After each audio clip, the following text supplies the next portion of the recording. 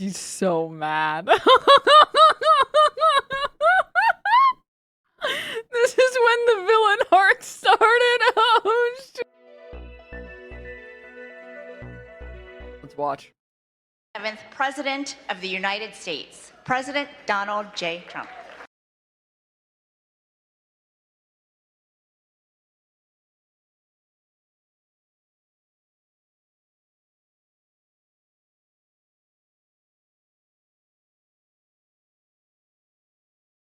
God, I fucking hate this song.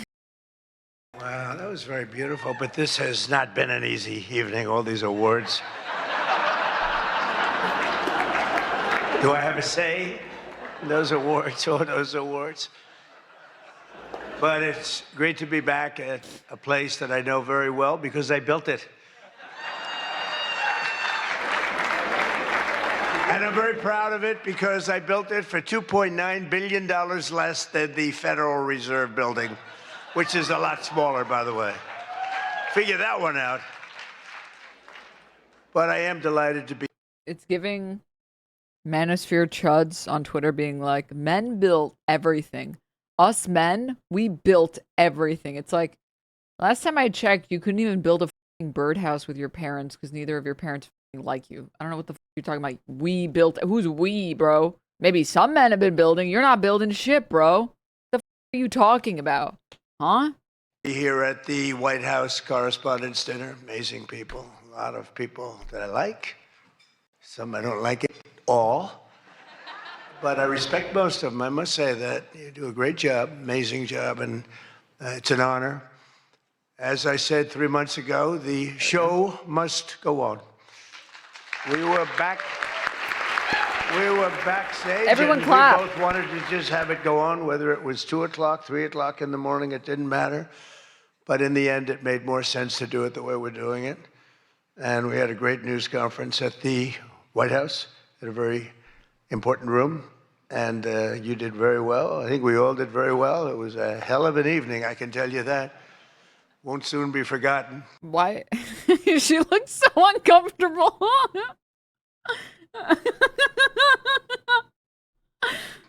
And I think a lot was learned from that evening. A tremendous amount was learned about security and about other things, the dangers of what we all do. But just like my presidency, the second time is always better. It's always better. And the third time will be better. Just like my presidency, yeah, the third is always second better. Dude, I am here. Mentally, I actually am here. Yes. I'm only kidding.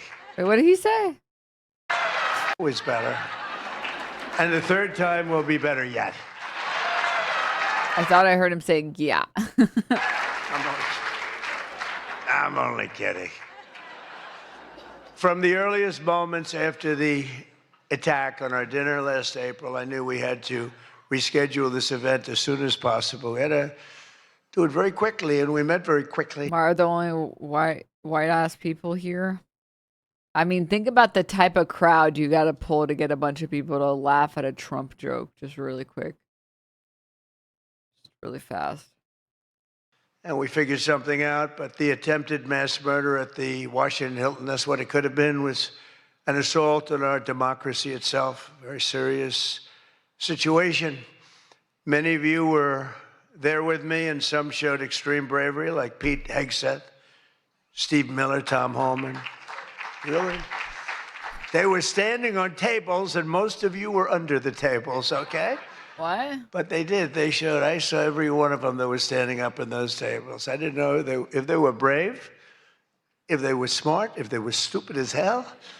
But they were on those tables in some cases, and there were a lot of different feelings. Stephen Miller was using his pregnant wife as a human shield. What do you mean, huh? Yeah, he was standing behind his wife. What?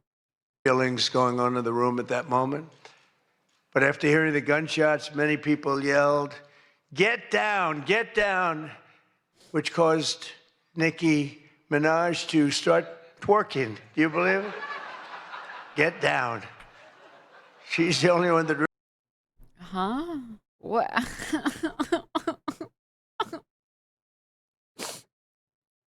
Guys, I'm too sick and tired for this shit. What do you mean? What do you mean? Really, do you believe it? Which caused Nicki going on in the room at that moment. But after hearing the gunshots, many people yelled, "Get down, get down," which caused Nicki Minaj to start twerking. Do you believe it? Get down.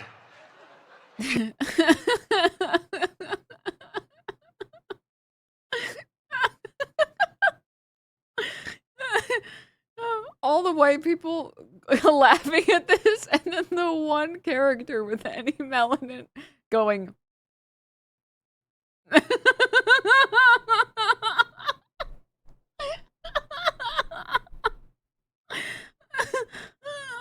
He's the only one that really understood what that meant. It's quite an evening. But tonight we come back together to answer that heinous attack with unwavering resolve. And every one of us here this evening to show that in America, we do not yield to political violence. We can't do that. Can't do it. So in this country, we believe in freedom of speech. We settle our differences not with bullets, but with open and vigorous debate. Unless you're Don Lemon, in which case we just fucking arrest you. And no. Or if you're a protester against Israel's genocide, in which case we arrest you. Or if you say something mean to an ICE agent, in which case we just fucking kill you. No deranged loser with a gun will ever change that. We can't let that ever happen. There are a lot of very dangerous people out there. We can't let it happen. I want to begin by expressing our gratitude to the incredible men and women who put their lives on the line every day to protect my family and myself, all presidents, and lots of others. That's the United States Secret Service. So I appreciate it very much. And Sean and the whole group, amazing job. Amazing job. In recent months, they've repeatedly responded to threats. This chatter is sending me. Why no ban him? I want him to send another 40 messages. Quick, follow your programming. Send 50 more messages about how not mad you are. Ideally a lull, perhaps a crying laughing. Maybe even perhaps perchance a, slur. Why does every dog-faced bitch have an opinion? Dude, I don't know if you know this, man, but I understand you don't have any opinions of your own, but other people, women are included in that group, have opinions. Yeah. In case you were curious. It's not their fault, Denim. They didn't turn on their monitor yet. Oh, classic. Maybe they were talking about Trump. True. That's with speed and professionalism and extraordinary courage. And there is no better example of that than Officer Victor Gonzalez, who we just met. It was amazing. What he did was amazing. When the would-be assassin charged the checkpoint at speed, he was fast. When you looked at that, you had to look at it about 10 times before you really saw what was going on. He was quick, nasty. The gun made him nasty, actually. But Officer Gonzalez engaged the attacker without hesitation and took a bullet to the chest after his ballistic vest, fortunately, was on, saved his life. And Victor did not even want to go to the hospital for a checkup. We insisted, really, we wanted him to do it. We insisted, but he didn't want to go. So to Officer Gonzalez, Secret Service, Metropolitan Police, law enforcement generally, and even all of the military who surround us in the room tonight, we salute you and we thank you with all of our hearts. Thank you very much. Great job. Great job. Is he talking about the guy who was shot by his coworker? Is he talking about the friendly fire? Great job. Trump 5 seconds from now. And no, we will not be covering your medical bills. No. You're going to have to put in your claim with United Healthcare. I heard they have very good policies. Very good. Very good.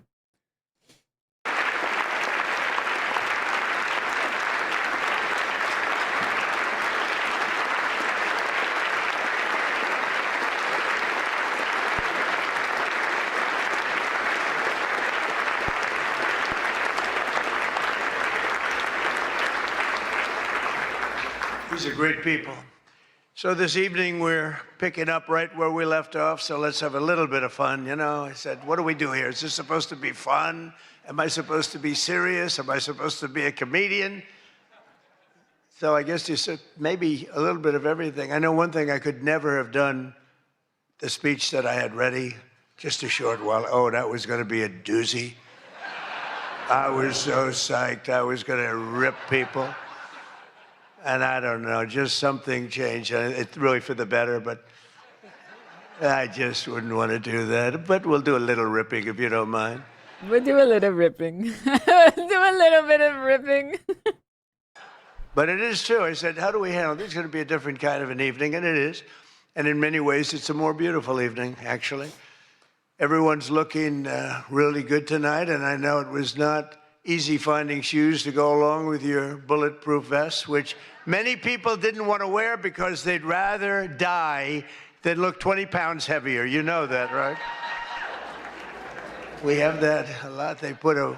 Okay, can I just say, I get that that is a joke and there's a punchline there, but that's a little crazy. That's so crazy to say. They put one on me. I said, are you sure I'm not wearing this? No, you look exactly 20. They say, sir, it's about 21 pounds. They said, not good. But I want to thank the outgoing president of the White House Correspondents' Dinner Association. Now, she won't admit it, and she should not admit it, but we sort of became friendly. You know, in times of stress, on occasion, you become friendly. I have a lot of respect for Ouija. Is he saying that they trauma bonded? And I tell you, we went through a little bit of a war together. It turned out pretty good. It turned out pretty good because of a lot of good people. They stopped the tragedy. So I want to thank you very much. Fantastic job.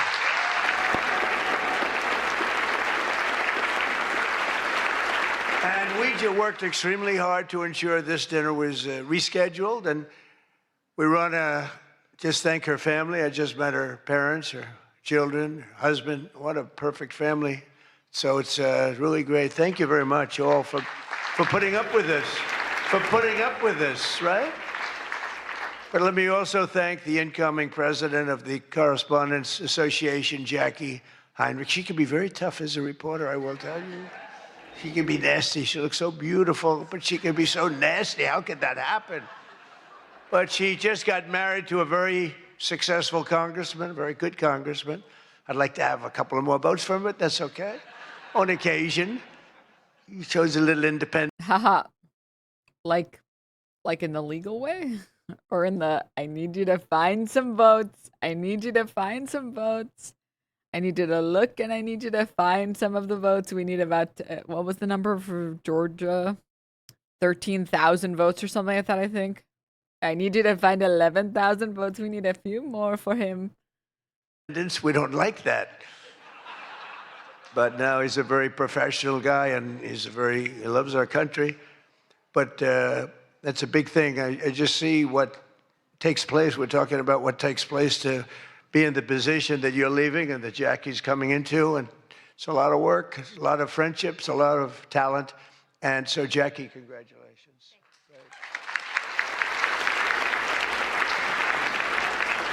And congratulations are also in order for our favorite White House press secretary, Caroline Levitt, who just had her second child. You and your husband. She's great. How old is she now? Secretary Caroline Levitt, who just had her second child. Guys, she's 28. You and your... This is monstrous, man. This is so much.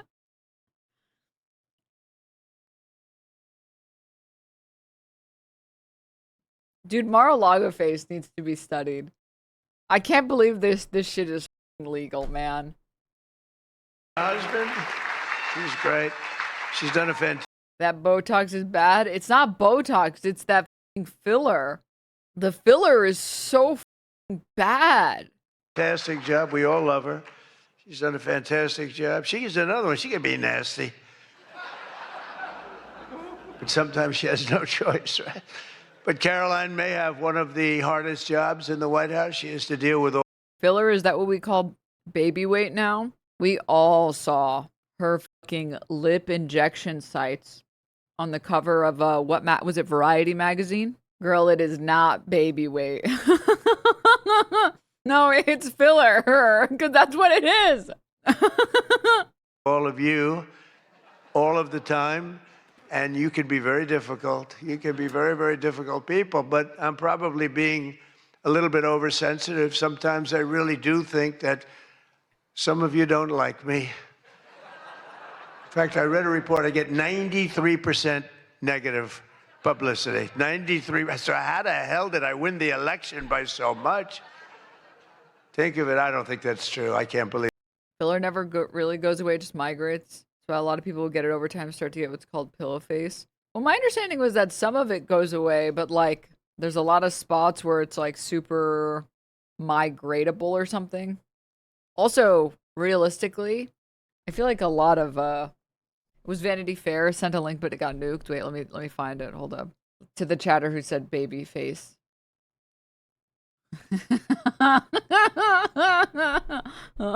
Listen, man, like I'm whether you want to accept it or not, Mar-a-Lago face is real. All right, this was long before she was pregnant. So, what is that? When are we getting this as an emote? It's a great question. Oh. Like, I kind of get it, because, like, a lot of places are really shit. And, dude, some places, like, the injectors, how can you do that to someone? Like, for a small period of time, when I was looking into, because even though sometimes Botox is supposed to help with pain, because it's supposed to help your muscles relax, because they're muscle relaxers, effectively. It can also have the opposite effect. These places, these like clinics or whatever, they'll put on like the most terrifying before and afters you've ever seen in your life, and that's their advertising. It'll be like a normal person on the left, and it's like, look at what we did to them, and it's like the most terrifying creature you've ever seen. And it's like, why are you advertising that you do this to people? It's like the monster from Saw. I know. Oh. One chatter said, yeah, I got Botox for TMJ. Yeah, I think a lot of people don't know what Botox is versus filler. Botox is a muscle relaxer. Sometimes people get it for migraines or if you have chronic pain. It doesn't change your face when your face is static. It just puts muscles to sleep. There are like areas where it's scary to get Botox because so much facial expression or so much of your face and your face looking normal is because you like move and you have like normal wrinkles that appear and stuff. But there's also lots of places where like people who get it for migraines get it on these muscles, and it's not like these muscles make you look unnatural or something like that. Or like Botox for your forehead or whatever. Filler is the stuff that it's like an additive where they inject you with, I know usually hyaluronic acid is what they use, I think. But that's supposed to like make your face fuller. Right?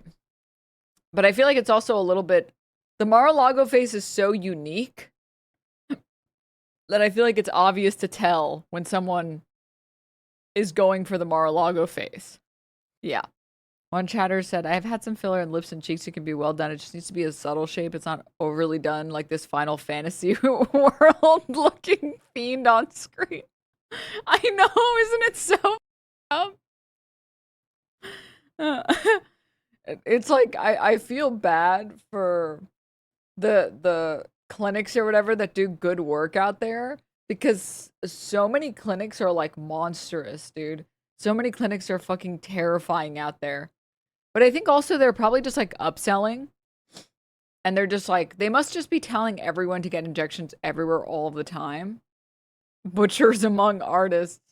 Yeah. No, it's not. It's not good. It's not good. I feel like they've got to be going in and being like, yeah, and you look like you could use something like right here and here and here and here and here and here and here and here, and then you leave looking like Mrs. Potato Head.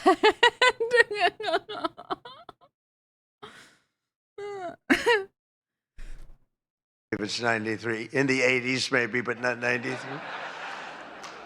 But this place is really the largest group of Trump derangement syndrome people ever put together at one time, I suspect. Some of you are lucky that our last dinner was cut short because I had brought with me what would possibly have been, I'm telling you, I had something. I was going to go after you. I feel so badly doing this. It's got to be such a letdown. Oh, yay. But your lives were really in danger the last time for an opposite reason. But on the plus side, your careers were saved, and we really do. We have a complete and total. You know, I love the words complete and total. They say, but it means almost the same thing. I said, it doesn't matter when you say it. It's called emphasis. It's called emphasis. But everyone is now really warming up. The new White House military center, drone port, highly protected ballroom. We have our ballroom. The windows are this thick. I said to the people, well, if a bullet hits, what happens? Nothing. Nothing. It bounces right off, sir. This is the greatest bulletproof glass. I said, AK-47. That's supposed to be a big one. I don't know so much about the guns. My sons know a lot. But I said, I know it's big. What would happen? They go up, meaning it can take more. I said, so if I'm making a speech and I hear that pinging sound at a window, what would I do? Sir, leave the room right away, but you're going to be safe. We're building something that's going to be amazing. And in light of what we went through, I think people understand it. It's going to be amazing. A phenomenal, one of the biggest drone ports anywhere in the world, right on the roof, right protecting the White House, not only the ballroom. And what's underneath, you know, is supposed to be a top military secret, what's underneath, but then you get sued as usual, and you have to reveal that you're building this unbelievable situation downstairs with room after room of very complex stuff. It was the military's dream to have it built. I wanted to have a ballroom because... What the fuck is he talking about? What? Because for 150 years they wanted it. And then the generals came to see me and they said, sir, you're building something. This gives us an opportunity to do something that will be so unbelievable, never happen again. Because there's very little built under the White House, very hard to build under a very fragile building like that. It's very fragile, it's old, and a little different construction standards, frankly. And this is an opportunity for us to build something very powerful. I said, let's keep it secret. They said, no, we're telling you, sir, let's keep it secret. And then we get sued and we revealed every room, We told the people that did the suing, they're not good people. We told them, we said, you know, you're being very unpatriotic when you bring a suit like this, but it is what it is, but it's going to be, it's really going, it's moving fast. We're ahead of schedule. We're right on budget. And it's going to be something like, I think, no country has. I just visited China. They have this magnificent room, the Great Room. They call it the Great Room. It's a great room, but what we have is going to blow. There won't be anything like it. It's going to be fantastic. And with all of the things that are going along with it for safety and security of future presidents. You know, I'm only going to be using it for about 6 months, assuming we finish it right on time. I get to use it. Somebody said, he's building it for himself. I'm building it for the future. I'm not building, I use it. Now, had I not gone down 6 or 7 stories, then in that case, I would have been able to get a couple of years out of it. But that was far more complex, what we did downstairs, than what we do upstairs. So we're very proud of it, though. It's going to be amazing. And I think, I was just telling the whole group sitting at the table, we were talking about it. I said, I think, you know, it's White House correspondence, so I don't see any reason why you wouldn't be able to use that. It's going to be very large and very beautiful and very safe, and that's what you need. So I was thrilled to see that after witnessing the attack, even Democrat Senator John Fetterman told his fellow Democrats to drop the Trump derangement. Oh, can I get a pause? Can we get sentences? Can we get a timeout, please? Just time out really fast, okay? Just really quickly. I'm sorry. I am way too sick and tired for the run-on sentences and the paragraphs. Okay, just really fast, just really fast. Punctuation is communism. Oh, okay. Oh, okay.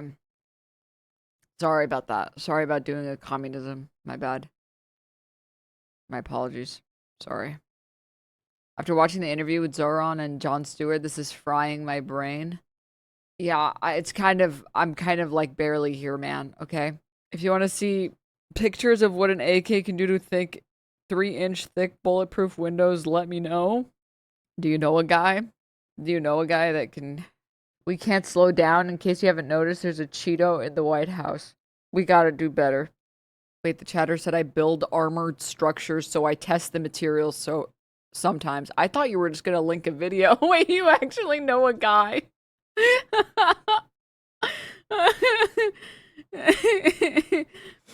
Oh my god.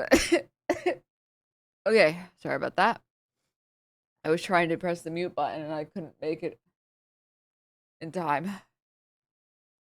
Are those sneezes or coughs? It's a little bit of both. At 13 sneezes, your head explodes. Be careful. Oh. Oops. I am the guy, yes. Wait. Denims, why are you streaming today? Because the people will riot.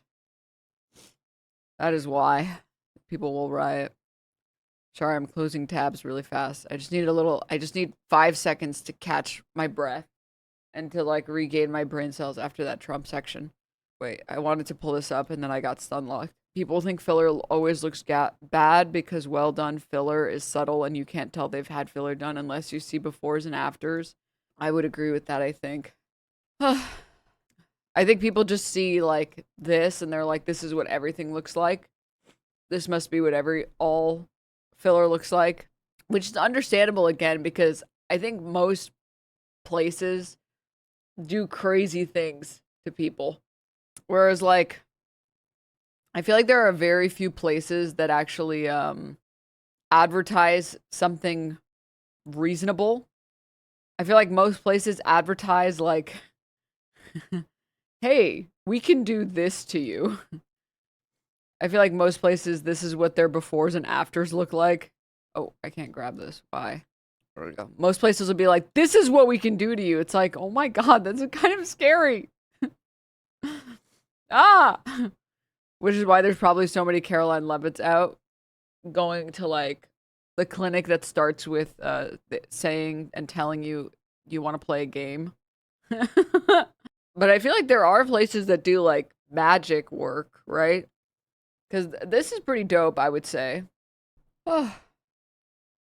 Syndrome and build the White House ballroom, but it's much more than that. It's something that you're going to use. I predict that you're going to end up using it, and a lot of people are going to end up using it. They're going to be as safe as you can possibly be. But despite everything that happened at the previous dinner and all of the dangers involved, I'm told that this is still the hottest ticket in town. This ticket to get in tonight, because it's a smaller room, it's a beautiful room, it's a luxury room. See those beautiful chandeliers? I can tell you everything about them if you'd like to know.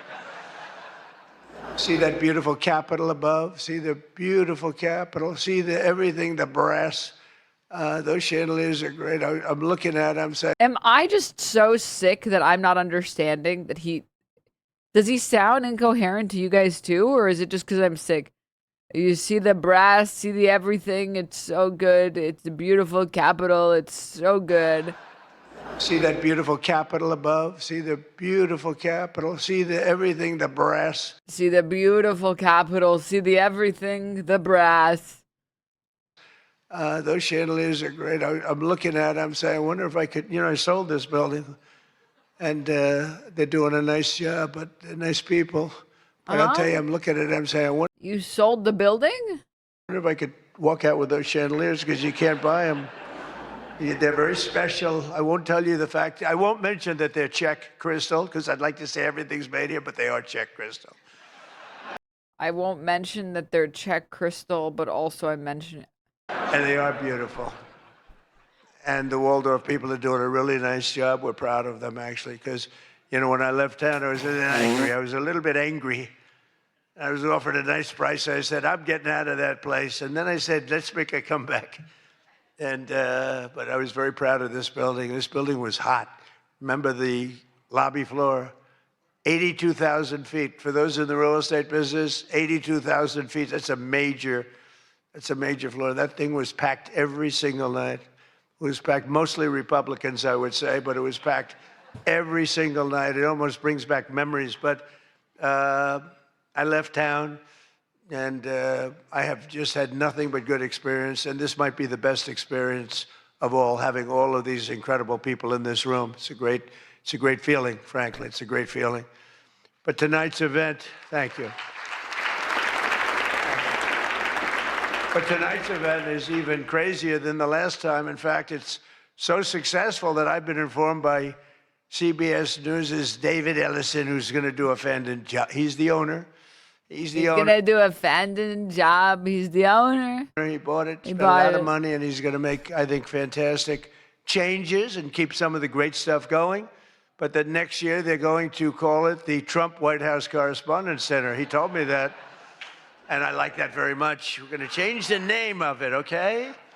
Oh, it's going to be so hot, just like our country is hot. We are hot, by the way. But to be honest, it's just about the only way that they're Like temperature-wise?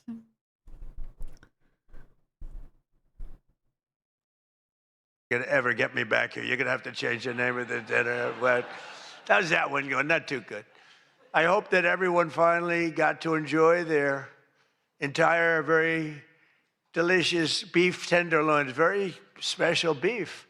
And I want you all to know that Bobby put in extra screwworm for everyone. Yep, check under your steak right there. Yes, that's screwworm for you. Screwworm for you. But none for the vegans. The vegans get no screwworm. They have no protein. They get no screwworm. For them, we give them diarrhea lettuce. Yes, that's right. Check underneath your lettuce for the vegans. You get forever diarrhea. Everyone else, screwworm. Kennedy, who's right here, personally ran over the cow in his car. And he cut it up and he brought it here for you to eat tonight. So it's very fresh. And Bobby also suggested an appetizer featuring his favorite cut of male raccoon roadkill. But we drew the line at that, Cheryl. We said, no, we're not going to do that. We're not doing that. We love Bobby. I'll tell you, it is a piece of work. You think it is fun, but he is a very different kind of a person, I will tell you. But he has what it takes, and he's smart, and he loves the country, and he wants people to be made to feel good. You agree with that, Bobby? He wants people to feel good. And he's doing a fantastic job. Thank you, Bobby. Give Bobby the mic. Give Bobby the microphone. Give him the microphone. I want to hear him say. I want all of you to know. I hope all of you feel how I felt when I was doing heroin off the toilets. Thank you. Puts the mic down. How is that funny, chat? Some of y'all are brain dead. So I take it you have a lot of friends? If this is your first message, you must make friends really easily. You strike me as the type. Yeah. I know every time someone enters like a Discord server I'm hanging out with and leads with this, everyone's like, dude, you're so cool. You want to be best friends right now? Yeah. Dude, let me invite you to my wedding. Thank you. We can joke all we want, but thank you. A lot's happened since the last time we were all together. Last month, we hosted one of the most incredible sporting events in world history at the White House, the UFC Freedom 250 fight. The UFC fight, when I announced that we're going to build a boxing ring right outside of the front door of the White House, that took a lot of heat. But it turned out that was, they say, about the most viewed fight in history. It was it was beautiful. No, it So many wasn't. It was not the most. It was not. Wait, what? things happened. It was supposed to rain. We're gonna. Also, wait, was it even boxing? I thought it was like, was it I thought it was MMA, or what? Maybe it was boxing. I don't keep up. I thought it was like, wait, UFC isn't UFC like MMA? Yeah, UFC is MMA, not boxing. Okay, how do I know that? I don't even watch fights. Why do I know this? Oh, come on, man. Do it the week before, and the weather was beautiful. And it was beautiful. And the weather came and it went, and now we came up to Wednesdays. They said, sir, this was on a Sunday night, replacing 60 Minutes, which is nice and unusual because usually it's Saturday night. And they said, sir, this was from Wednesday on. Tell me about weather, right? Sir, it's going to rain. I think you're going to have to. It's going to be one of the worst storms that we've seen in a long time. It's coming up the coast. It's going to hit you on Sunday night. It's going to be a disaster. I'm saying, can you believe? And you saw the ring we built, Dana White, the great Dana White, and everything. We had the best fighters in the world. Turned out we had the best fights that most people have ever seen, including me. It was just a miracle. But what happened is we're waiting for this rain to come all day long, and it's coming, and it's horrible. And it's 8 o'clock, and we say, I think it hasn't rained yet. I said, maybe we should postpone it an hour. Maybe we should make it the next day. We didn't know what to do. And finally, we just said, let's just have it. And it never rained. It was perfect. In fact, the week before, it was 92 degrees. It was nice, but this was like 72 degrees. And the rain was coming, and it came right over the White House. And it came right over my face, and you know, everybody clapped. Everyone really liked it. I particularly liked it. It was like, thank you very much.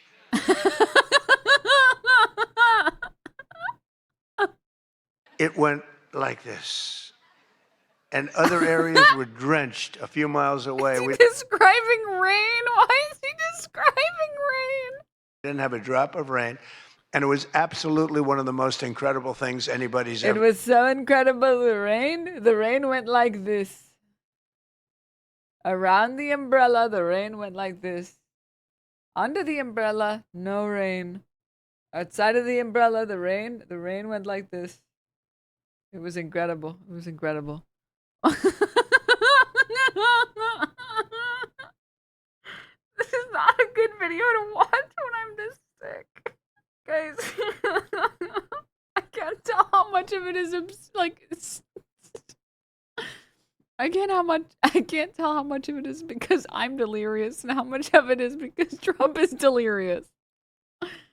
Since people said it's one of the most incredible nights of their lives. So just remember, before I came along, if you wanted to see someone lose consciousness on the South Lawn of the White House, all you had to do is ask Joe Biden a question. Remember that. Oh, you think I'm kidding. But the big fight was such an amazing success that tonight I'm pleased to announce that we're going to host an even bigger one right in front of the White House. Every Friday night, every Saturday night, we're going to have fights in front of the White House. But we do have something coming and I'm only kidding. You know, the one thing about the press that I learned, don't be sarcastic. Because I'm a very sarcastic person, and I get sarcastic, and most people know that, but you have some bad people that will write it exactly like I say it. And I said I was only kidding.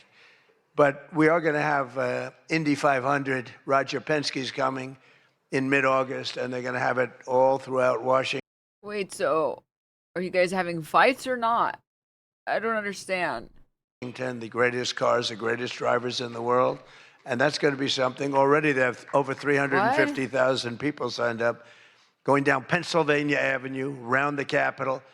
And Roger, who's incredible, he won the Indianapolis 500 20 times. Think of it. Germany, Japan, all these countries, they spend billions and billions of dollars trying to win the Indy 500.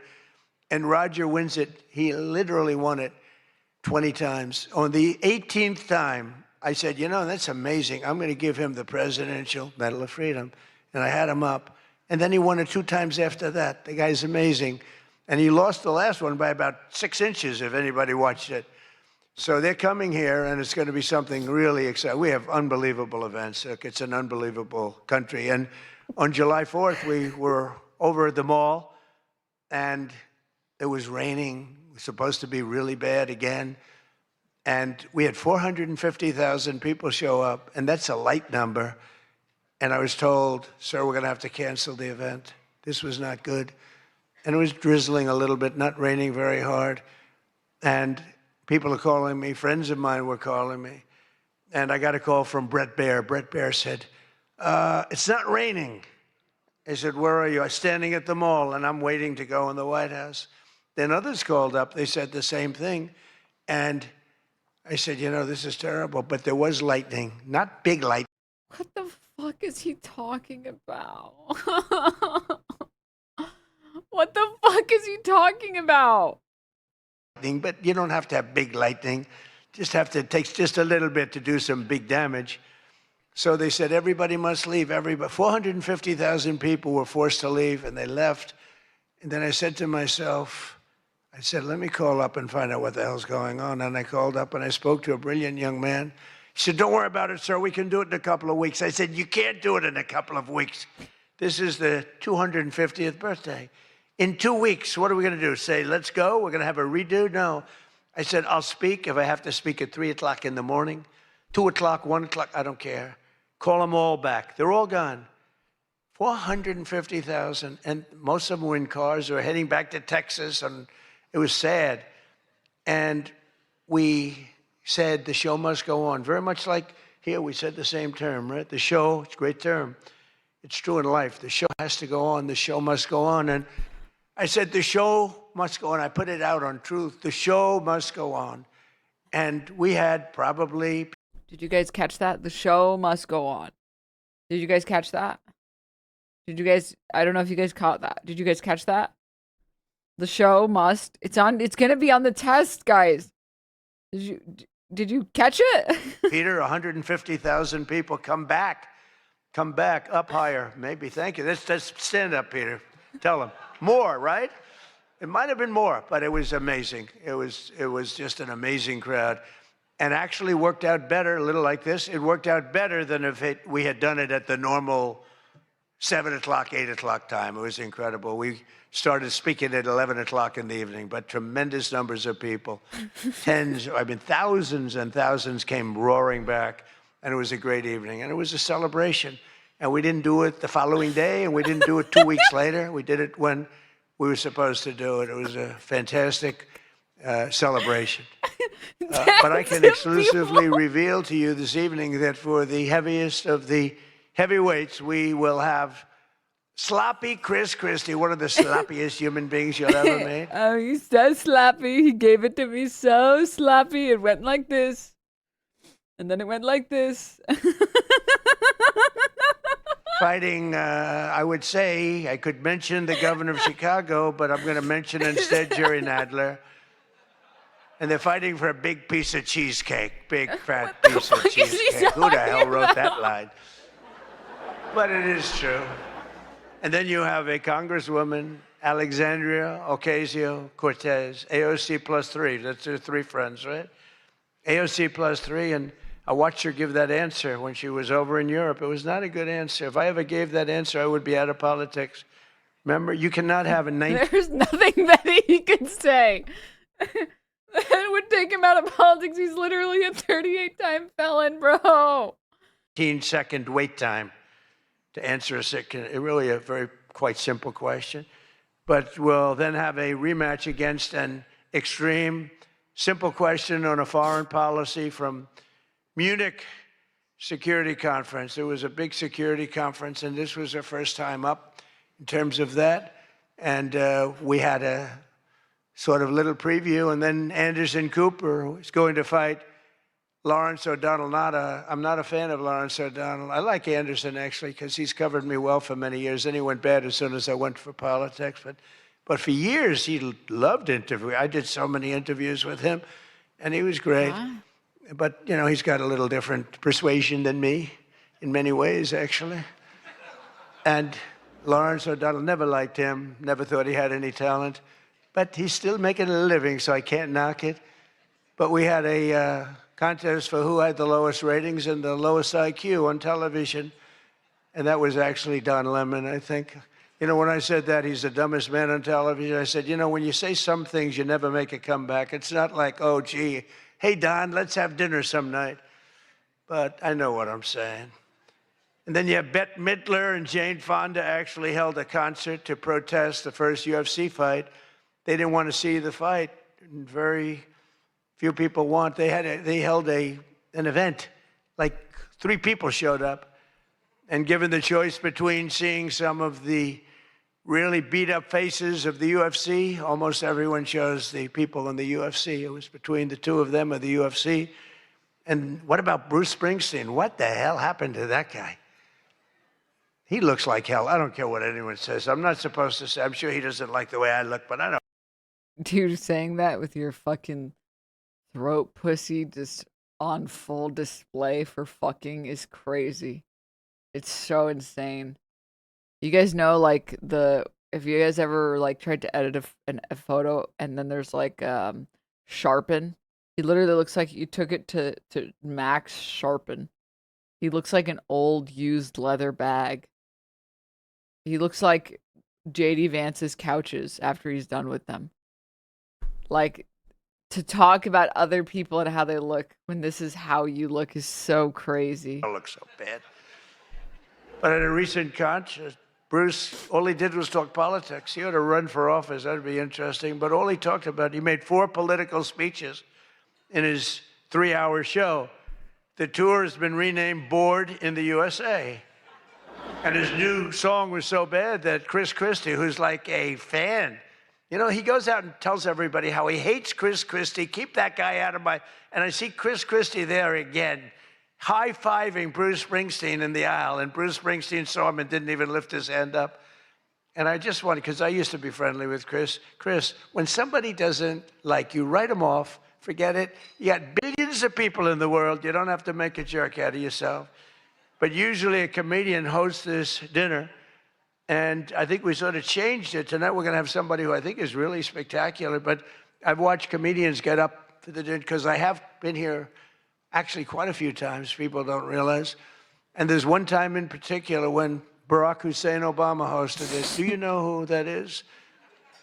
And he hit me hard, but actually he hit me with respect. I was sitting with Melania at a table, and you had Brooklyn Decker, supermodel, at a table right next to her. And I really always will like her. She's married to a great tennis player, Andy. And she was at the table, not at my table. Who? And I have watched this clip thousands of times. They keep playing it because they think that was He's watched it thousands of times. Guys, can we see the clip that he's talking about? evening I decided to run for president. It was not. Barack Hussein Obama, Japanese soldier who kept fighting 29 years after World War II. Thank you for putting into words the exact emotion that I feel when any time anyone says Barack Hussein Obama. Bro is like going into his whole backstory on why he became the villain of this story. And bro is like 5 lines away from saying, if everyone is super, then no one is. It is wonderful to be here at the White House Correspondents' Dinner. What a week. As some of you Not seeing a lot of movement in the chat. I'm not seeing enough movement. heard, the state of Hawaii released my official long-form birth certificate. Hopefully, this puts all doubts to rest. But just in case there are any lingering questions, tonight, I'm prepared to go a step further. Tonight, for the first time, I am releasing my official birth video.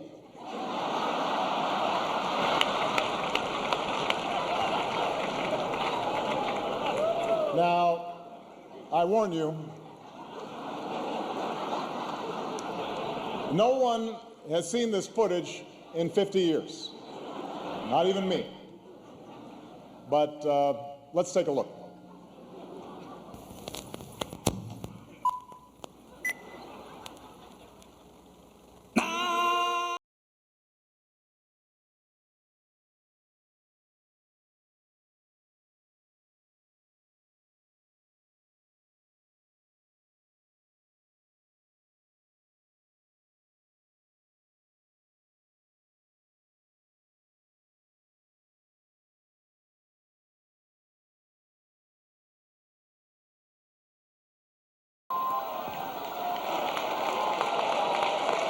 "2011 was a different time."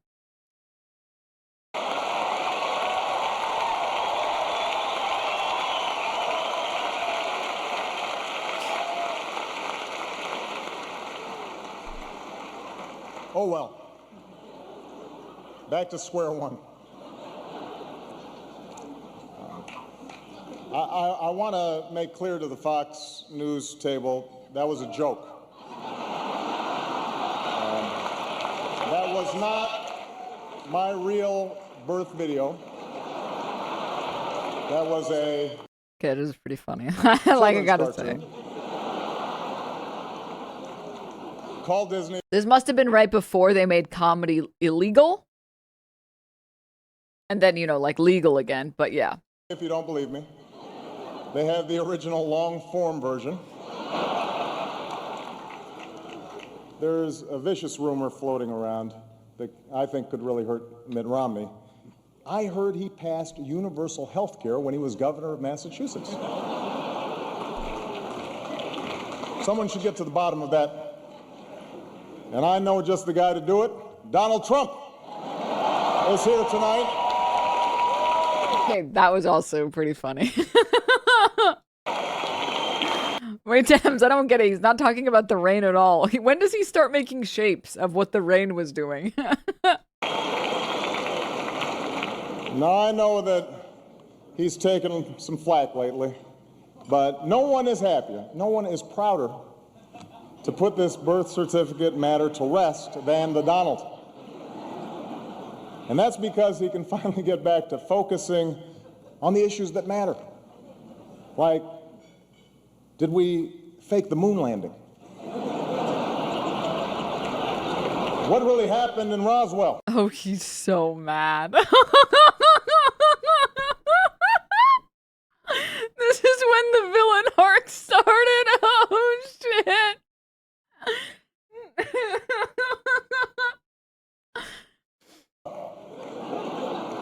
And where are Biggie and Tupac?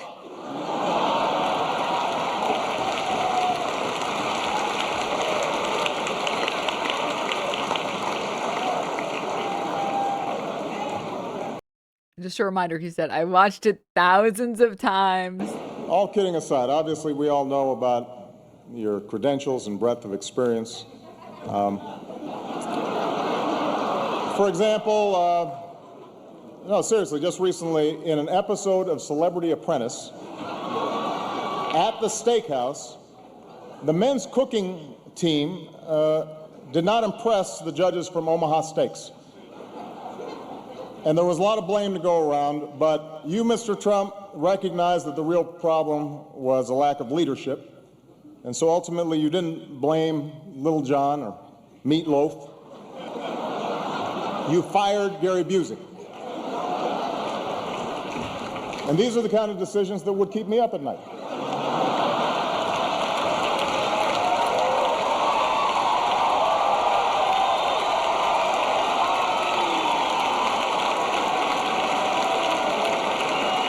Oh my God. I'm going to be honest, Denim. I think the Trump presidency idea began right here where he wanted to be president just to destroy Obama's legacy. I think you're right, dude. Well handled, sir. Well handled. Say what you will about Mr. Trump. He certainly would bring some change to the White House. Let's see what we've got up there.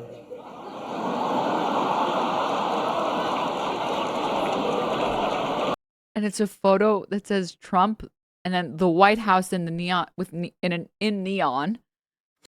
And then under it says hotel, casino, golf course, presidential suite, and there's a bunch of gold everywhere, and then there's some women in bikinis. What did he know?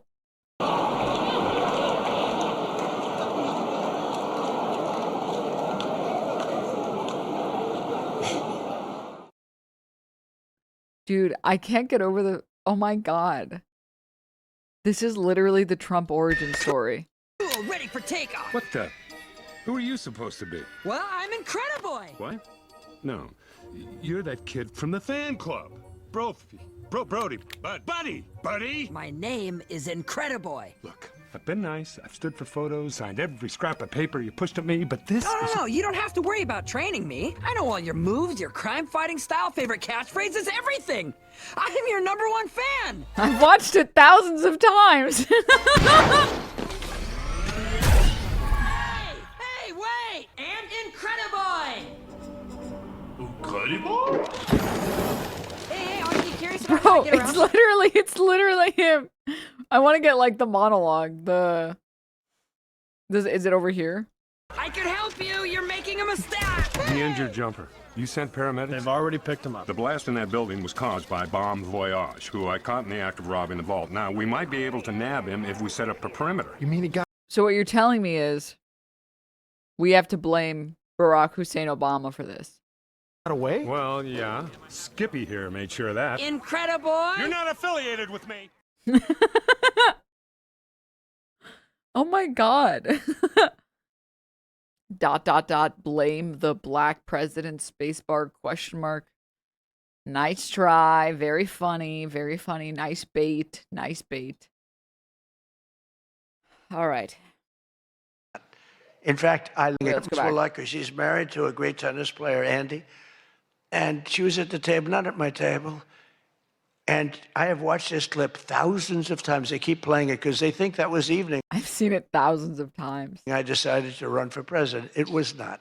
In fact, I loved the evening. I looked at my wife. I said, can you believe it? All these people, that's all they're doing is talking about me. I love this dinner. It's true. And Obama was nice. It's amazing how things work out. He actually showed a picture of the White House with a big Trump on top. Like I put a sign. And I'm sort of doing that when you think about it, right? I mean, he wasn't really wrong. But no, he was respectful. He was good. But it had nothing to do. It had nothing to do. I just decided that I wanted to make America great again. This had nothing to do with that dinner. I've gotten so many... This has nothing to do with that dinner. I like how he can't even remember what's happened like last week with Iran, but he has a perfect recollection of an image Obama flashed on the screen for 5 seconds 15 years ago.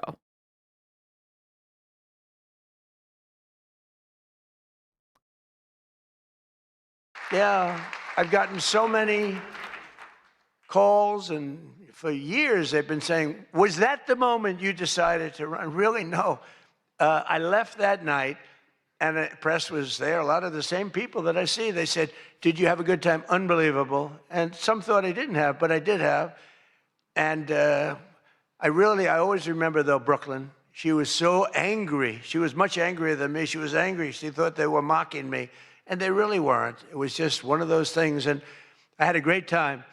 But I left, and I thought I was there 3 or 4 times before that.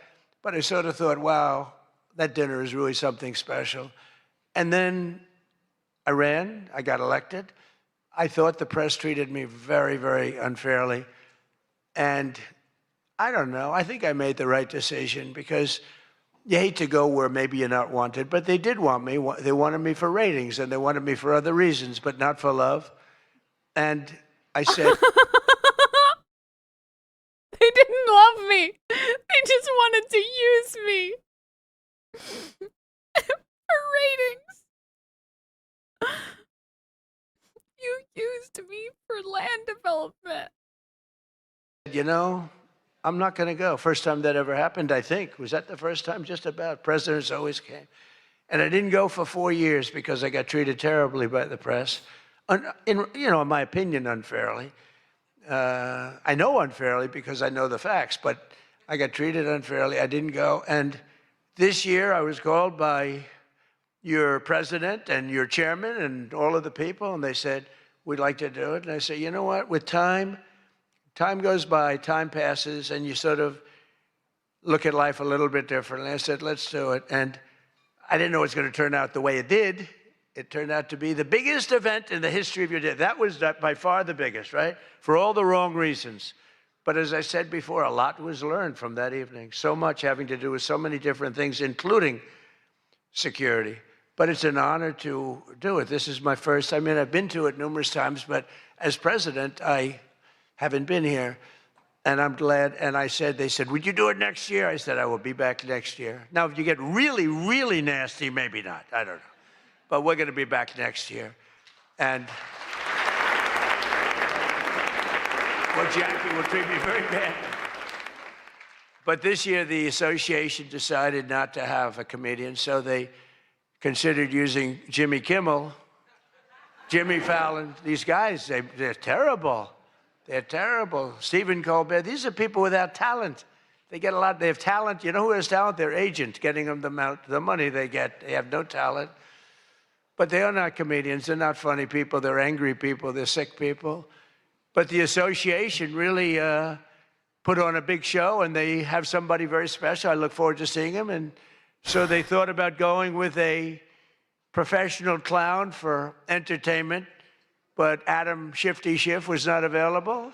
You know, he's known, I called him, I hate some people, you know, I shouldn't say this, I'm not supposed to hate, I'm supposed to love everybody. But he's a terrible person, he's a liar.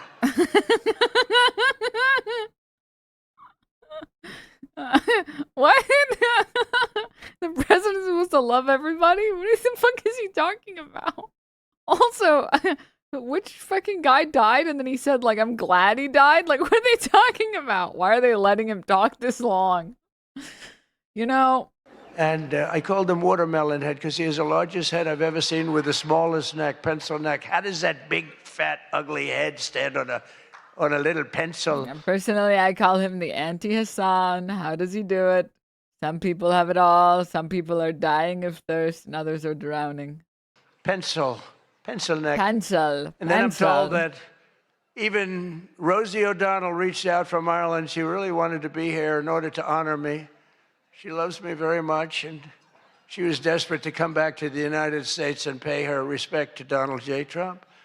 But that didn't work out, unfortunately, because nobody wanted her to come back. But she's one of the greatest sufferers of Trump derangement syndrome. She's a sick young woman, sick older woman, I guess now I have to say.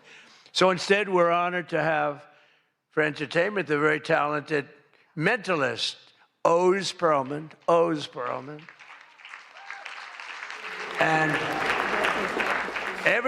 not this guy. No, not this guy, please. Please, dude, stop. Oz, we have Oz here. Look at him. Oz the mentalist. Oz. They said, are you going to stay? I said, yeah, I'll stay. I mean, I think I'll stay. What the hell else am I going to do? I've got Iran, I've got this, I've got that, which is all going extremely well. Don't believe the fake news. You know, it's the only thing we were talking before, I said, so we've hit Iran very hard. Their Navy is gone.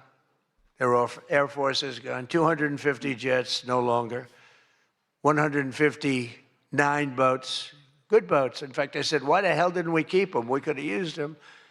But 159, but all at the bottom of the sea. They have no radar. They have very few drones left, despite what you see. And every once in a while, they're going to set some things up, but they don't have much left. And by the way, they are talking to us right now. They'd love to make a deal. I don't think they're ready to. I don't think it's time yet, but I'm willing to listen. But they cannot have a nuclear weapon. We don't want to see Washington, D.C., or any of our cities, or Israel, or frankly, the Middle East, destroyed with a nuclear weapon, because I know the power of nuclear weapons. I see it. I get to see it. We're not going to let that happen. So this is all about, we will not let them have a nuclear weapon. And they would use it. They would use it if they had it. But Oz, I do have one question about what happened that time, because he was there. How the hell did you not see that coming? He sees everything. He sees everything. He's telling me about your grandmother and your this. Why the hell didn't you? We got to ask him that question when he gets up here. Why didn't he see that coming? But of course, this evening, it's really all about the fake news media and your handling of prizes, and writing and producing and performing made-up stories like the Academy Awards. You know, Academy Awards used to be the epitome of ratings. Outside of the Super Bowl, it got the second most ratings. Now it's down in the dumps. Nobody wants to watch it anymore because they took on Trump. They hit me all night long. They hit me. They hit him all night long. The winner Yeah, is... from the creators of Why Didn't You Warn Us About Pearl Harbor? We bring you Why Didn't You Warn Us About Iran? So-and-so. I want to talk about Donald Trump. I hate this man. Nobody wants to hear this stuff. Right, Peter? Nobody wants to hear. You ever see the ratings? Nobody wants to hear this stuff. Total silence from the audience. They used to have 48 million people. Now they have 2 people watching. But they'll learn their lesson. But I want to personally congratulate CNN's Caitlin Collins on receiving her award. It was all about me. It's a fake. She shouldn't get the award. It was a fake. But I didn't mind. I said, Caitlin, congratulations. But it was fake. There's no question about it. What is this shot? But she's a young, attractive woman. She never smiles. I said, Caitlin, do you ever smile? Smile. You have a nice position. You're at CNN Fake News. You should be a happy person. So smile, Caitlin. Just. Bro, they got the armpit fetishist on fucking camera duty. Can you give the camera to somebody else? Can I see the other side? What the fuck? Smile. But we attack, and I thought Caitlin had really made it big with a major new sponsorship, but then I informed her that it wasn't her on the Bud Light can. It was Dylan Mulvaney. And Dylan Mulvaney cost Bud Light $35 billion in market cap. That was the worst commercial ever made, by the way, for those few people that want to hear that. Most people don't care, but I would. I wouldn't want to hire Dylan anytime soon. Think of it, they hired Dylan Mulvaney, and their market cap has gone down. They're still getting one can. It's crazy. Do you guys remember? Dude, conservatives are such fucking snowflakes. Can you imagine a trans woman is on one Bud Light can once, and you make it your whole personality? I'm gonna be honest with you guys, man. I really could not give a fuck. I really could not give a shit about it at all. Oh my god. I can't imagine someone being on, like, even someone I don't like, being on, like, a product that I enjoy. I'm just like, you just move on, bro. You move on. It's not that serious, dude. Judd Apatow still gets asked if he feels any guilt for having written the jokes Obama said 15 years ago. That's pretty funny. Wait, I was going to say something else. Do you guys remember when conservatives lost their minds about this? Do you guys remember when people couldn't, like, the conservatives literally they lost all of their marbles because of this? Bullying. The Me Too movement against sexual harassment. Masculinity. Is this the best a man can get? Is it? We can't hide from it. Sexual harassment is taking over. It's been going on far too long. We can't laugh it off. Who's the daddy? What I actually think she's trying to say. Making the same old excuses. Boys will be boys. Boys will be boys. Boys will be boys. But something finally changed. Allegations regarding sexual assault and oh my god, sexual holy shit, I never noticed Annika Spearin was on this. And there will be no going back. Because we believe in the best in men. Men need to hold other men accountable. Smile, sweetie. Come on.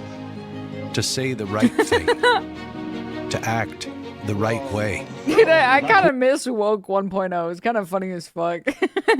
Not cool. Some already are.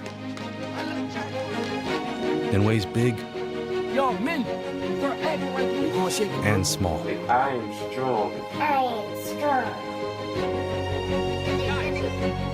But some is not enough. It's not how we treat each other, okay? Okay. Because the boys watching today will be the men of tomorrow.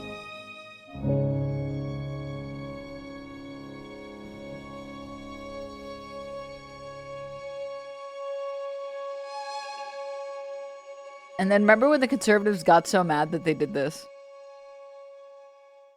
Goodbye, Gillette. Hello, Schick. Okay, now what? Now you gotta reach into the fucking toilet and get your fucking razor that you put in there. Hello? Go ahead and put your hand in the toilet water, I guess. Why not the trash can? Why the toilet got so much water in it, though? I don't know. Remember the transphobic Bud Light freak shooting 6-packs with ARs in the background? My favorite was with the, I can't find it. The videos of people buying Bud Light to destroy the Bud Light cans. Now what? Why? Or like the people like that burn their like shoes or whatever, or the people that broke their Keurigs. Like, why would you do that? You already bought it. Like, why are you just burning your own money? I don't understand. $35 billion. Who wrote that commercial? And then you have writer Josh Dorsey. He also received, he's been killing me for years. No, he's been, and yet tonight he shakes my hand, he hugs me, everything nice. He kills me. Josh is amazing. He writes more stories than any human being. There's nobody that writes more than Josh. He'll write 4 stories about me a day, all different subjects. I mean, I had the other day 3 stories and one on the, he was upset about this. 1 was on page 7, 3 were on page 1. They were all written by Josh. But he's hit the big time, and he's a workhorse, and yet he's almost... Bro looks horrible. He looks like shit, man. He's melting. He does not look good, man. Unhireable. Oh. You know, you hired, he's just one of these guys. Wall Street Journal's lucky to have him. But you really, it's unbelievable. He's almost unhireable. CNN is also here, and I'm very disappointed they didn't bring Fake Tapper because he's had a rough couple of years, Fake has. You know, he calls me up every once in a while. If I pick it up, you know, I pick up my phone. I used to go to this young lady, I'd say, any calls from the press? No, sir. I said, oh, now I'm the president of the United States, right? I'd say to Stephen Chung, is Stephen here someplace? Where's Stephen? He's one of the toughest human beings I've ever met. Don't ever wrestle Stephen, you'll be in big trouble. But I say, Stephen, let me ask you, did the press call? No, sir. You know, when I was a developer, I'd get a call every half an hour. For whatever reason, I always got disproportionate press. So I said, Stephen, nobody called? No, sir. 2 hours later, I say, hi, Steve, how are we doing? Everything good? Anybody call? No, sir, no press calls. I said, I'm president. Nope, they never call. So this went on for about a week. I'd say, Caroline, did the press call? No, sir, no calls. I said, nothing. It's over a week. I haven't received a call. So I said, you know what I'll do? I'm going to give the press my phone number. That was the stupidest thing I ever did. I'm getting a call every 3.7 minutes. OPSEC is secure, guys. OPSEC is clear. It's good to go. OPSEC is good. Remember that time that they invited that journalist into a Signal group chat that had our Iran war plans in them? Stephen, I don't know where the hell you've been, but the press calls, I'm getting calls, ring, ring. I was with somebody today. They said, I've never heard a phone ring as much as it's fresh. Now, I look at the thing and usually just delete, delete, delete. Every once in a while, it'll be one of the people in this room that I like, and I'll pick it up. Like this one right here calls me on occasion, right? She'll call me and she says, hello, sir. How are you? We want to talk about some horrible subject, like a horrible, depressing subject. I say, Jackie, I don't want to talk about it. Congratulations, however, on your new marriage. But I don't want to talk about it. But it's true. And people call me now. And so for weeks I go, no calls. And I learned then that both of them, they feel that I'm doing a great job, and they feel I'm above it all, and that no person, hundreds of people call no person, is good enough to talk to Trump. And so we don't even bother telling you. That's not the way it works, Caroline. You have to let me know, because sometimes I do want... Why is he grilling her on stage? Why the fuck is he doing this? I do like to speak to the press, but now I have the best system I've ever had. It rings, and just so you understand, you're much better at putting your name, because if there's no name, I just can't do that. You know, I pick up every once in a while. Hello, I'm from Reno, Nevada. We're a startup paper. We're calling us the Reno Express. I said, do you believe I'm the president of the United States? Mr. President, could I have your views on Iran? And I just hang up. No, I get the... Wait, so what are you supposed to do when you're calling the president? I'm so confused. Craziest calls. I mean, some of them, my wife said, I can't believe you do this. This is a hell of a way to live. But sometimes they get calls from very important. Sometimes I can straighten out stories that are going to be fake, and I can make them from a fake story to a good story. I always find that when you don't speak to the press, you always get a bad story. When you do speak to the press, you have a shot at getting a good story. Oh, look. No, guys, we should call in. We should call into the president's office. Hi, this is Denims. Mr. President, our glorious leader, I need to know, what are your opinions on the chain-smoking cat girl anime? What do you think? Do you have any strong opinions about it? Mr. President? Hello? Hello? Oh, okay. Sorry, I thought you were gone for a second. Yeah. You love it. All right. Good. Thank you. look, if I were a reporter, and let's say I'm a big reporter, I work for the failing New York Times, or I work for, well, I don't know, do they ever come to these dinners? Didn't they cancel out a long time ago? Big mistake. They should be here. But I get a call. I've always found that, you know, speaking to them, you just do better. You do better when you can, when you have the time. You speak to the reporter. You treat the reporter with respect. Sometimes now there are reporters. I feel like we're at the point in this conversation where, we're at the point of the dinner where he starts talking to us like we're his estranged sons. Like he's giving us life advice. Like, who is this for? What am I gonna do with this information? Oh, this is going to be very applicable to my day-to-day life where I get calls about my opinions on a rat. Where it doesn't matter. You can be so nice to them, it doesn't matter. You get treated unfairly. But you have a lot of great reporters where when you speak to them, you can get your point across, and that's a good thing. But some people say that Jake Tapper is a great investigative reporter in D.C., and that's why after moderating our debate, it only took him 1 year to break the story that Joe Biden might possibly have suffered from cognitive decline. It took him 1 year. He wrote a book about how great he was mentally, not too good. And I don't like Biden because Biden was very unfair to a lot of people. But Jill Biden insists that Joe would have beaten me in 2024, even though he was way down. She said he was way behind in the polls because he was seriously ahead. She felt he was going to win because he was seriously ahead on deceased voters. He was leading in the deceased crowd, and there were a lot of them. You're finding out there's a lot of them. Look at the numbers that just came out yesterday. And it's traditional that at least one or two potential presidential hopefuls attend the correspondence dinner, but many of them seem to have really chickened out. I was disappointed that Gavin Newsom didn't show up. He didn't show up. He should be here. But I heard that he recently said that we will lose our country if we don't fight fire with fire. And to be honest, I really wanted him to be here. And now he's not here. And I don't get to roast him and watch him. And, you know, I love a big, strong man. And he's really big. And he's really strong. But I really wanted him to be here. To be fair, there's only one thing we know about Gavin, and that's that he definitely doesn't want to fight fire with water. He's got a lot of water and never uses. What a...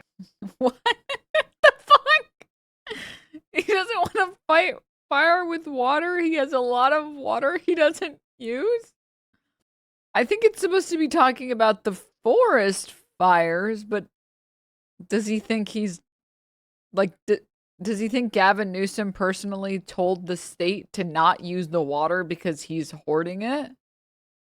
Wait, yes, he does.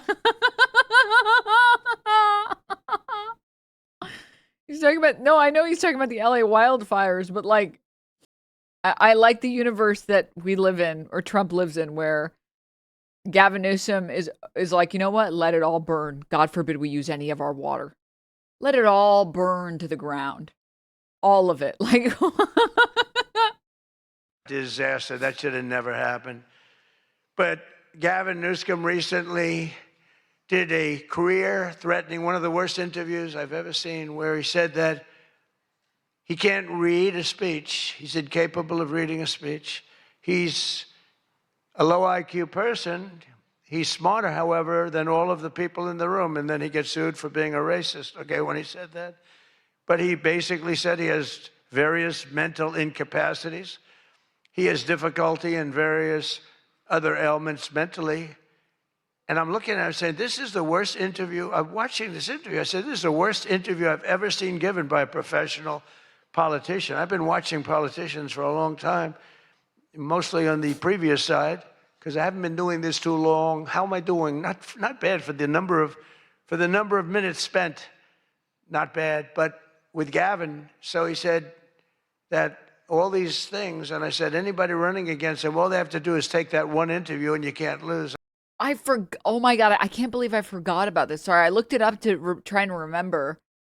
The sickness is getting to me. I totally forgot that there was an entire saga during the Palisade fires. Because I mean, I live here, so it's hard to ignore wildfires near you because you're like, do I need to evacuate? Am I somewhere in an evacuation zone? But I forgot that Trump kept posting about how Gavin Newsom was personally stopping the fire hydrants from producing water or something. He refused to sign the water restoration declaration put before him that would have allowed millions of gallons of water from excess rain and snow melt from the north to flow daily into many parts of California, including the areas that are currently burning in a virtually apocalyptic way. He wanted to protect an essentially worthless fish called the smelt by giving it less water. It didn't work, but didn't care about the people of California. Now the ultimate price is being paid. All for the smelt. For this smelt. I like the idea that the Palisade fires just needed a couple of fire hydrants that had a little bit more water pressure. I remember this. I immediately threw this out from my brain because it was so fucking stupid, because that wasn't going to actually solve the problem. If we actually wanted to solve the wildfire problems in LA or in California, the best place to start would be taking a look at PG&E. That would be the best place to start. He probably thinks that they turn the fire hydrants off. Between that and like generally like climate change, making the area drier and hotter, you know, not really great, not really helpful. Also having a bunch of non-native plants that are very flammable. I forget the exact, I don't want to say it's a eucalyptus tree or something, but there was a particular tree that has a lot of like oils in it that's not native to California that people brought in. Was it eucalyptus?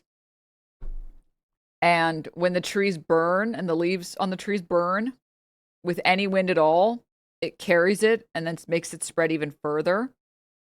And those trees should not be planted in a zone or an area or a climate that gets fires. Yeah.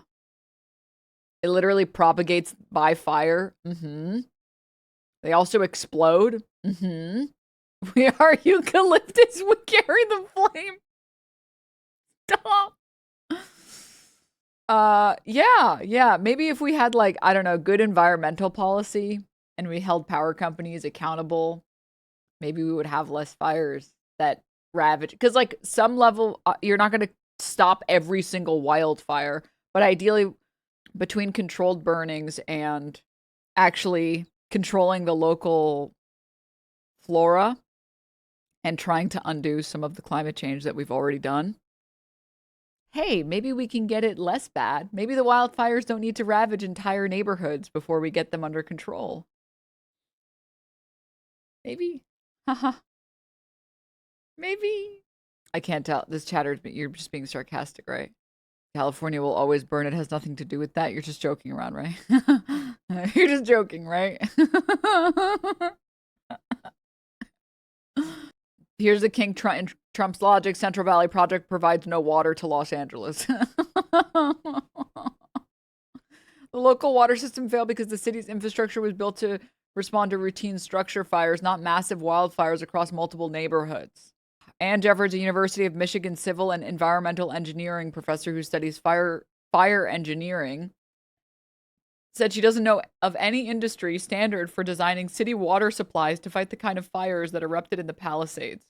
Dryness and high winds meant that these fire events were likely to exceed a given design basis, even if one existed. You mean to tell me that the average fire hydrant isn't made to prevent enormous, gigantic Palisade fires?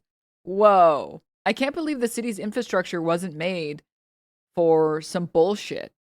That's insane to me. Wow. Yeah, it's just so obscene. I literally forgot about that arc. I forgot that Trump tried to blame Newsom for the wildfires. Which, don't get me wrong, there are policies that Newsom could and should push for, but like that he tried to say that he was stopping the water to let the Californians all burn.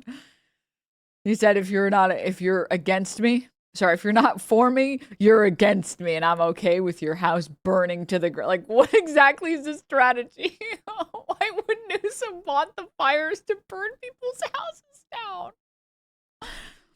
Why? Eucalyptus trees also do not have good usable wood and drink up all the groundwater. Yeah, these are not supposed to be in LA, by the way. Eucalyptus, how California's most hated tree took root. Haha. Isn't that good? Where is it? How did the eucalyptus trees get here? They came here as envelopes of seeds on boats coming to California in the 1850s.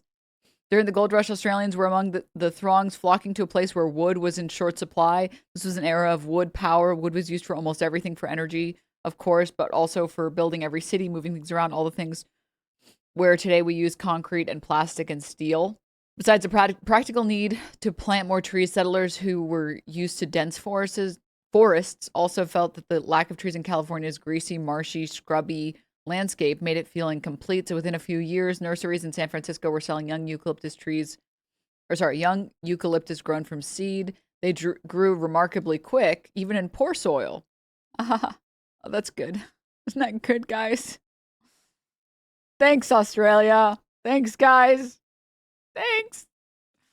Where is it? Many experts say that eucalyptus trees worsen the fire threat for a few reasons. The bark they shed dries out quickly and creates fuel. Once a fire starts, that bark easily catches the wind and can be blown miles away, spreading the fire quickly. Eucalyptus trees are really oily. This is what I was talking about. The oil is actually what gives off the intense fragrance that they're known for, but in a fire, that oil also makes them flammable. Ain't no way. Oil makes things flammable? Wait a minute. So you're telling me when I see a fire, I shouldn't throw oil on it?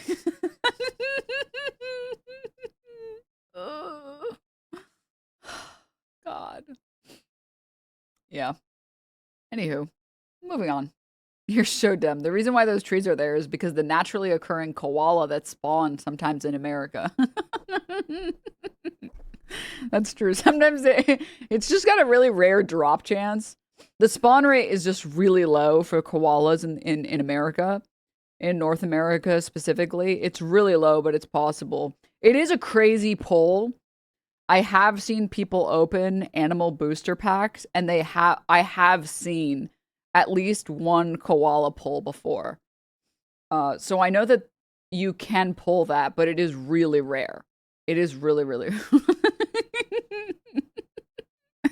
They don't even have any good drops. It's bullshit. I actually put out a statement that Gavin Newsom has come out and said he will not be running for president because nobody. Also, eucalyptus plants also get planted to drain swampland since they drain so much groundwater. That's good, and that actually honestly is really good for California because LA especially is known for being really humid and really swampy and having too much water. Yeah, I mean, see right here. If you take a look right here, there should be a chart. If you would just please consult the chart. You can see here. Yeah. Okay, I think this one is the one. Oh, yeah, here we go. Here we go. Yeah, you can see here. As you can see, California does not experience any droughts. Throughout recent recorded history, California has experienced periodic droughts such as 1841. See, it's so long ago. 1846, 1895. These people are just so, like, people in liberal cities, they're just so soft, right? And they don't realize, like, oh, they had 3 droughts in the 1800s. Like, how much worse could it possibly get? It's not like it's about to get a lot worse. In 1924, 28 to, let's just skip ahead a little bit, okay? There's a couple in the 1900s. And then here we have in the 2000s, we got 2007 to 2009. And then 2011 to 2017. And then we got 2020 to 2022. And 2024 to 2025. So, like, so far in the 2000s, we've had, pretty much equal numbers of drought years and not drought years. That's a good thing, all right? I just don't understand why everyone's looking at it from a glass half full of water, okay? Or a glass of, some might say, no water. It's not that big a deal. It's just not a big deal. It's just really not 50-50. That's not bad. That's not bad. Can say what he said about himself and survive. Newsom was in big trouble when he openly admitted that Kamala was smarter than him. She said, Kamala is smarter. If Kamala is smarter than someone, you don't want that person to be president of the United States of America. Between California's policies of enabling wildfires, paying... Wait, what? If someone is smarter than Kamala? You don't want that person? Wait, what? Oh, if Kamala is smarter than someone... Wait, oh, he's saying this other person is dumb. Okay. You don't want that person to be president of the United States of America. Between California's policies... Yeah, I mean, I gotta tell you, between someone who was a senator... who had an established career in politics, she was like the DA, right? Was it San Francisco? I don't remember where. For years. I think it was San Francisco, right? Or let me double check. I'm not getting anything wrong. She was a state prosecutor? Okay, I don't know why I thought she was a DA. Maybe she was also for some period of time, but let me double check. Oh, no, she won. Yeah, she was a DA. Yeah. Okay. Oh, let's go. I'm not so sick. I'm not so sick that my marbles are gone. In 2002, she ran for DA of San Francisco. Let's go. Still got it, guys. We're still awake. No, between her, she probably went to some stupid school. Did she even go to a good school? Can we even confirm if she went to a good school like Trump did? Because everybody knows Trump went to the best schools for the best stuff. And she probably didn't even graduate college. Let's just be real for a moment. Howard, yeah, it's not like she had a career in politics for years like Trump did. She has basically no credentials at all. Look, this is clear collusion here. I bet her middle name is also Hussein. If you think about it, I don't know if you guys are thinking about that or not. So I feel like Trump has to be smarter than her. Of enabling wildfires, paying drug addicts to be homeless, giving free sex changes to illegals, and telling rich people they're going to take away, all of your money is going to be taken away. People are fleeing, and they're fleeing in droves. We can't have that in this country. It's becoming such a horrible and dangerous location that Ilhan Omar, one of my favorites, and her brother are thinking about moving together, very much in love. a video has surfaced recently of Ilhan giving a speech referring to World War II as World War XI. And they asked her about that. She still thought she got it right. But I'm not surprised because she's a low IQ person. And she's also a very dishonest person. And she ought to get the hell out of our country. She shouldn't be here. She shouldn't be in our country. She also calls her brother husband. That's it. We're just moving on from that. Bro saw Roman numerals and thought it was an 11. I like how we're still on this as well, this like brother thing. Trump has literally said that if Ivanka wasn't his daughter, he would want to have sex with her. Number one, Omar is reportedly being investigated for fraud. She revised her net worth. I was shocked to see that she was worth much more than $30 million. And then when the press got on her, she revised it slightly downward to less than 18,000. So she went from much more than 30 million to 18,000. And I know Democrats, and the word Democrat is something that's come into fashion. By the way, you spell dumb with a B. Many people don't know that. You spell it with a B. With a B. Dumb has a B in it. It's got a B. But I call them Democrats. I remove the B. I changed the E with a U. And most people don't know that dumb has a B, so we don't have to worry about that. It's very quiet. I thought it was quite good, but I haven't gotten much credit for that. Fake news, good. Pocahontas, good. I won't say Lion Ted because he's on my side. I don't talk about past conquests. But we have Past conquest.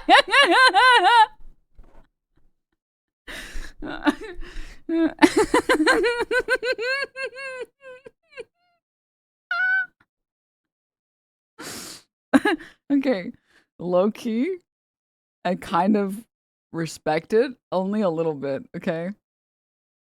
I kind of respect it. Once you've defeated an enemy, like, then what are you gonna do? That's it, right? Once you've defeated them completely and entirely and humiliated them, what more is there to do, right? I mean, it's like, it's the reason we don't even talk about Ethan Klein anymore, like, bro sued me and lost. Like, what else is there to even say at this point? Like, who? Omega Lol? Who? It's like talking about Tectone. It's like, who? Omega Lol? Isn't that guy like, what the fuck? I don't even know if that guy's still around. Like, what? Who? a lot of them. I won't talk about them. They got a whole table full of Republicans there. They're saying, no, don't mention my frickin' name, will you please? All right.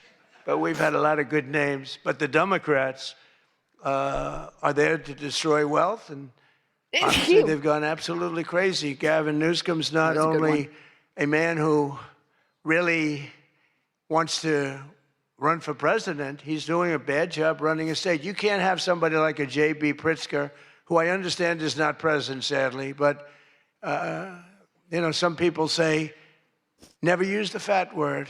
And I don't. I would never call anybody fat. I have my own problems, you know? It's not like I'm perfect. Sir, in the back. Didn't he literally? Okay, that can't be true. First of all, I know for a fact he has to have called a lot of people fat. Okay, second, him calling himself fatty is kind of funny. I gotta say, I respect it. But third, he literally was talking about Elon Musk, and he's like, he's very fat. He's incredibly fat. He is so big. He's just a giant circle, and he's taking the fat drug.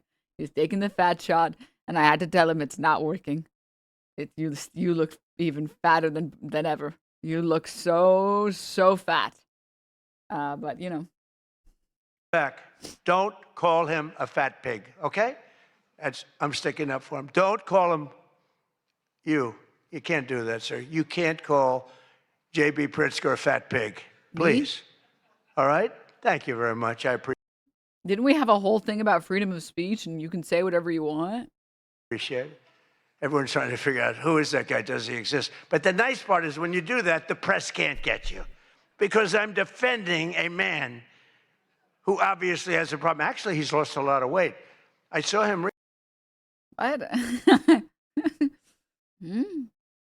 Recently, he lost quite a bit of weight. I don't know what the hell. He's got no chance, believe me. Anything he does, the family threw him out of the business. A number of other potential Democrat contender sadly refused to show up tonight. We invited Elizabeth Pocahontas Warren. She's referred to Pocahontas because, in fact, I had to apologize. People came up and they said, we want you to apologize to Elizabeth Warren for calling her Pocahontas. And I ended up apologizing to the real Pocahontas. But Elizabeth Warren was supposedly of Indian heritage. And then she took the test and she only had 1,024th Native. All right. I just want to say this is totally irrelevant to the point. Like, it's really not related at all to the point. I just want to say this because I want to say this, so you guys are going to have to deal with it because it's my show. What the fuck did Wormy just make the weirdest noise? Average cat experience. Your cat just makes a bizarre noise and you just go on with your life. This is kind of like, I don't know if this is woke 1.0, but if I may, for a brief moment. Isn't it crazy that anyone still says Indians? Like, I even understand Americans or like older Americans that say Native Americans.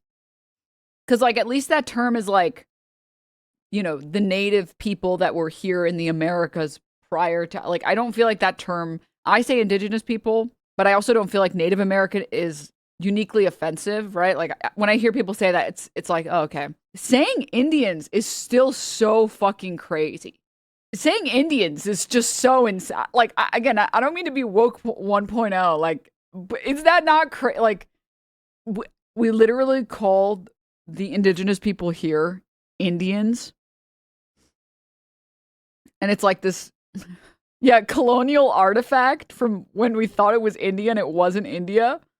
It's also like, on a personal front, even if it was anti-woke or pro-woke, I would be against it because it makes things more confusing. Like, I feel like even if you are the most anti-woke person on the planet, you should like playing Overwatch. And I know this is going to go somewhere. Hold up for one moment. Because they have so many multicultural characters in that game that when someone ults and it's on your team, it's in whatever native language you're playing in. But when it's an enemy team, they ult in a different language.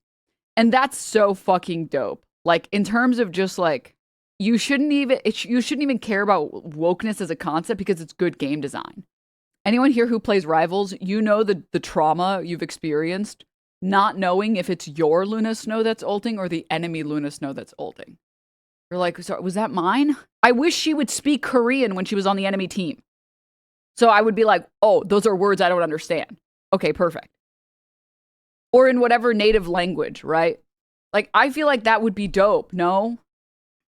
Am I not like, isn't it good game design? Isn't kind of dope?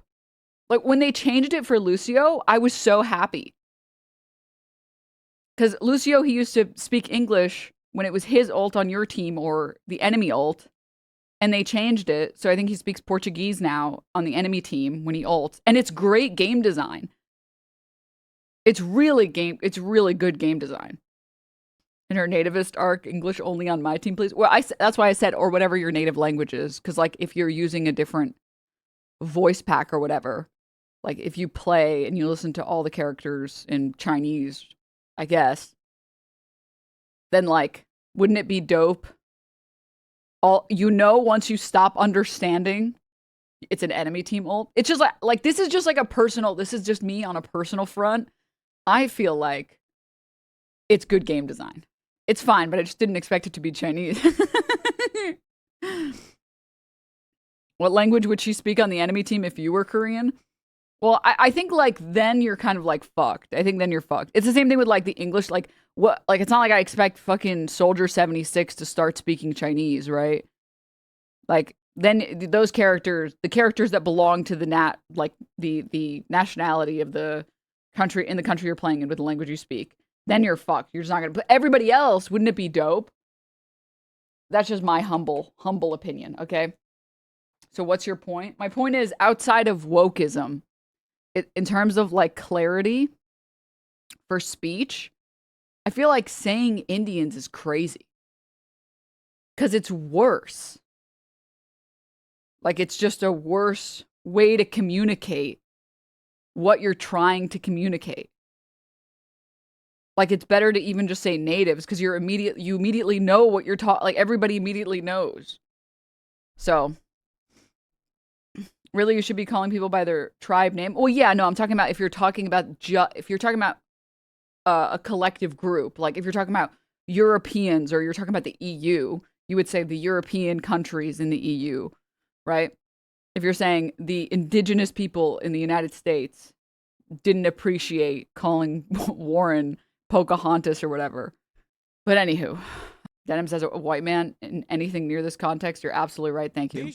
Excuse you. The correct term is Eurocuck. I'm so sorry. You're right. That's all I'm going to say. That's all I'm going to say on that. This is an objectively correct take. If you disagree, you're just wrong. Okay. Let me just say that. This is an objectively correct take. And we should use, considering that language is prescriptive, we should use it in ways that make communicating so much easier. Okay. Native American. And I said, you know what? I think I'm more of an Indian than she is. So this is what we have to deal with. But Senator Warren did not accept our invitation to debate. I wanted to debate her on various and sundry things, and she decided not to do it. And I decided to bury the hatchet. It doesn't matter. And she, well, I'm not going to say this next one. Do you want to hear this one? How bad? She wasn't high up on her toe. What in God's name is happening? I'm not going to say this next one. Well, how do you want to hear it? How bad do you want to? I'm just going to say, I don't care how bad do you want to hear it. No one's moving. I'm not seeing a lot of movement. I'm going to say it anyways. Who the hell wrote that? No, she's bad news. I wanted to make sure that Jack Smith... Did he just read the joke someone else wrote and he didn't like it? Do you want to hear this one? How bad? She wasn't high up on her totem pole. Who the hell wrote that? No, she's bad news. I wanted to make sure that Jack Smith, deranged Jack Smith, remember he went after me for about 2 years. Dude, being a writer for Trump must be the most stressful job in the world because he might completely fuck up your joke or he might just say, I'm not reading that garbage that you wrote. Actually, I am going to read it and I'm going to say it's garbage. I'm actually going to preface it first. He put a lot of stank on the who the hell too. Years. How did he do? Not too good. I'm in the White House and he's not doing as well. I was going to say he's in a different kind of a house, but he's a deranged human being. He's a bad prosecutor. You know, prosecutors are very important. A great prosecutor, a fair prosecutor, but that's the great prosecutors, the ones that are fair. They're very important to a country, but this guy was a deranged lunatic. Saw his invitation tonight. He was invited because, you know, but I put it in a private text to Chuck Grassley. And Chuck saw him and he did a certain thing. And then one man that we had who should be here, he turned Palestinian. This was a man who was 100% for Israel. 100%. Chuck Schumer, crying Chuck. Remember he cried at the airport over... Huh? What? For illegal immigrants. They were the fakest tears. There were people throwing water in his face. But now he's a proud, very proud Palestinian. In fact, I'm going to send him a beautiful Palestinian outfit tomorrow. What? So he can greet Bibi Netanyahu when he... Dude, look at how bored everyone is. Oh my God. Comes to town next week, along with the mayor, who I'm sure would love to meet Bibi. They're not treating Bibi too well, but Chuck wanted to join us tonight, but he didn't want to be violating many parts of the Palestinian rules, regulations, and certainly he didn't want to violate Sharia law, his new founding. And all joking aside, I do think we need term limits in Congress. I think term limits are very important because I see what's happening. I see what's happening. The other day, a senator I knew got a text, a great guy, from his wife. And she said, when you get home, I want to have you immediately come up the stairs and make love to me. And he said, I can't do both. You know what? You know, in other words. What? Can I go back? His new founding, and all joking aside, I do think we need term limits in Congress. I think term limits are very important because I see what's happening. I see what's happening. The other day, a senator I knew got a text, a great guy, from his wife. And she said, when you get home, I want to have you immediately come up the stairs and make love to me. And he said, I can't do both. You know what? You know. Who is this joke for?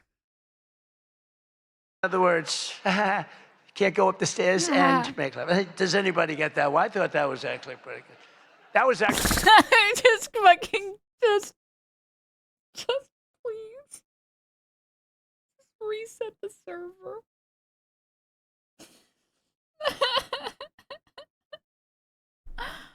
Actually, the only thing I thought was good in this whole frickin' stupid speech that they wrote. That was the only good one, and that went down with not exactly great laughter. I think, you know, in other words, you can't go up the stairs and make love, too, you know. So we're looking for term limits. Does anybody understand this stuff? But I really do wonder whether the Democrats are trying to lose the midterms. In Maine, they nominated a guy with a Nazi tattoo.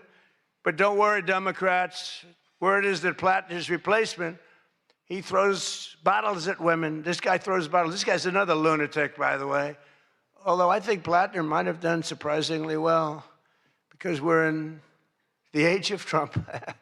Call it what you want. People can do well today. Plattner, I don't know. But, you know, people don't have the guts to stick it out, but it looked like he was guilty of a lot of stuff. He certainly didn't defend himself very well. In Texas, the Democrats are running a Dude, saying this when you lost a lawsuit in the court found you liable for damages for sexually assaulting and raping a woman.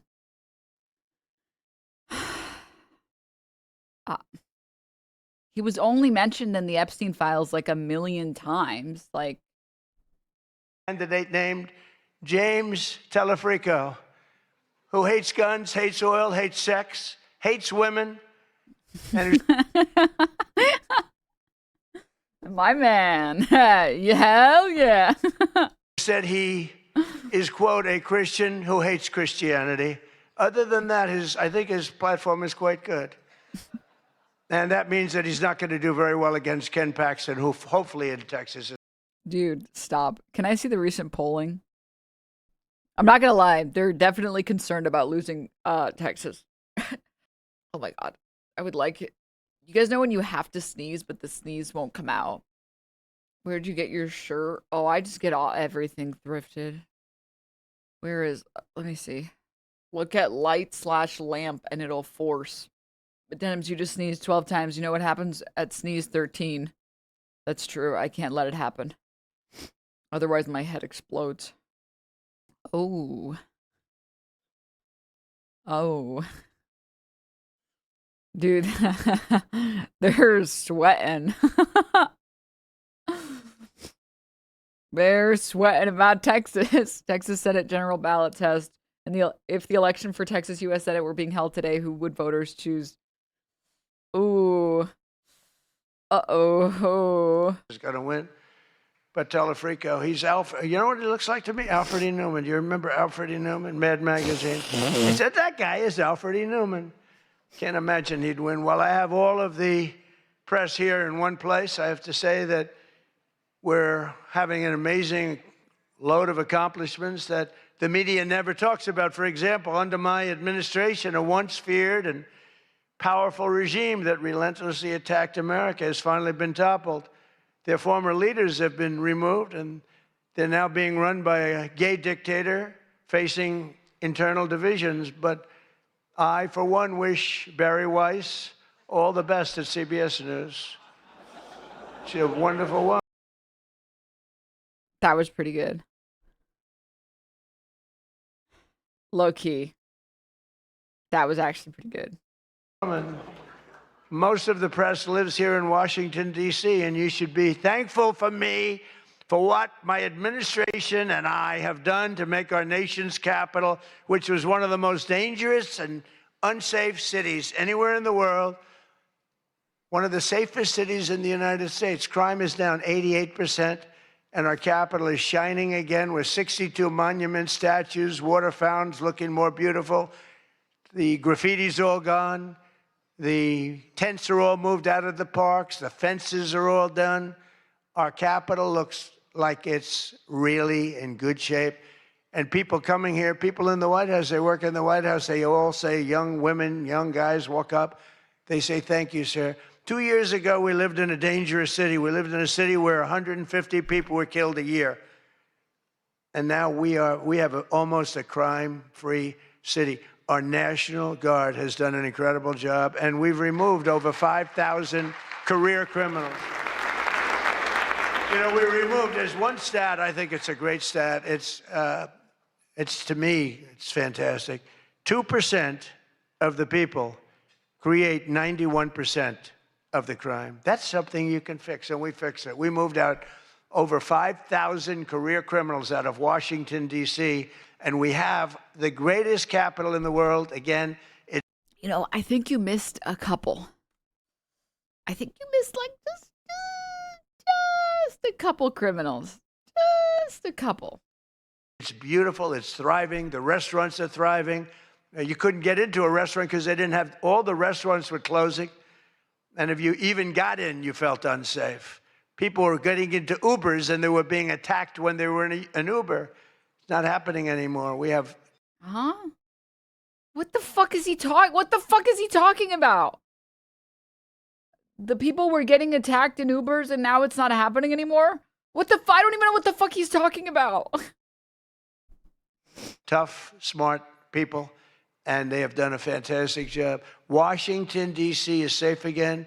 You can't get into a restaurant. The restaurants are opening up. They're opening up all over the city. They can't get, it's the exact opposite. They can't get space. But mostly I've given up on you and the media so that now I just gave up on you and I'm number one on TikTok. Did you see that I'm number one, Stephen? Is that true? I'm number one on TikTok.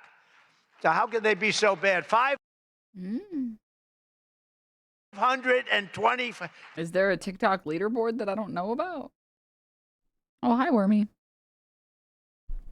Look, Wormy's here, guys. Everyone say hi, Wormy. Hi, Wormy. He's here to be an emotional support worm.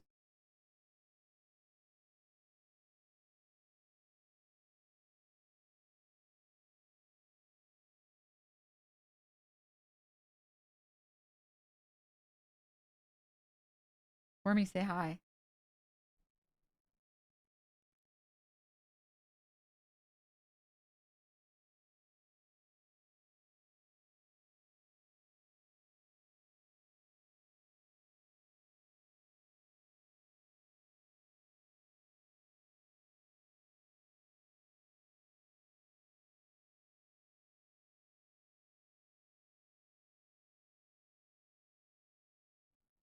Think of this. 425 billion views. Can you believe that, Peter? I mean, let's go, Peter.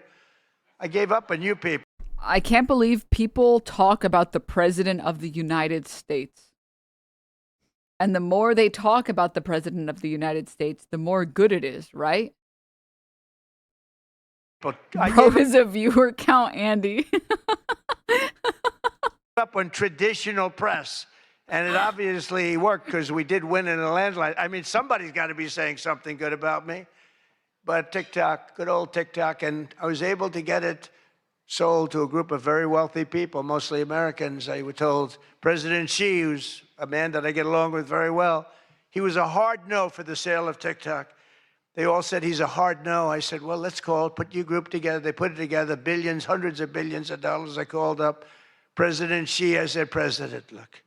These are American people. They're wonderful people. In fact, one of them happens to own CBS, actually. I mentioned his name. I said, these are wonderful people, and it'll be a good thing. Does it mean anything, President? It's nothing. It's nothing. They love your country. We'd love to see you approve the deal. And he goes, all right. That was it. It was done. And we sold TikTok. And he's a friend of mine. And he's not contributing. These people are so bored, dude. Everyone is so fucking bored. You know when you get invited to a party and you're like, you're so excited when you get the invite and you're like, yay! yay, party time. And then the day of the party comes, you're like, fuck, party time. You're like, no, let's go. It'll be fun. And then you're there and you're like, oh, why did I say I was going to come? Why am I here? I want to go to bed so bad. To problems like other people contribute to problems. So we get along, but we made the deal. President G and I get along. We get along very well. That's why a week ago I accused him of trying to rig the election against me to let Joe Biden win. But we get along very well. We get along very well. Many of the fake news will try and say we do not get along, but don't listen to them. Don't listen to them.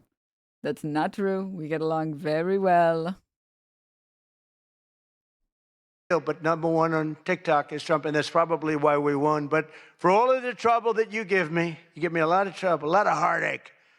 I hope all of you know that I believe in the free press more than anyone in this room does.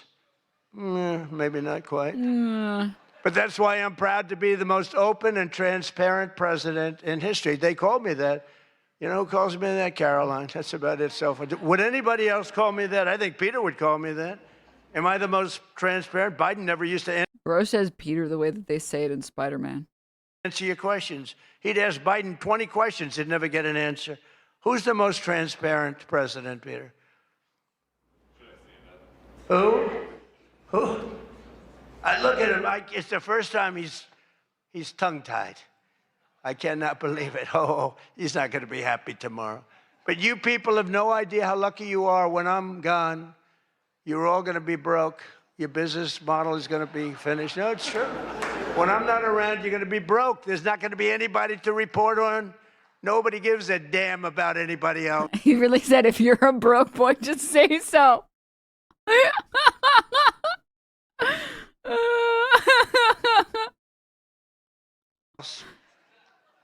The New York Times the other day had 5 stories about me. You know, before I got into politics, in my whole life, I had 7 front page stories. This is years of success. I think 6 were good, 1 was bad.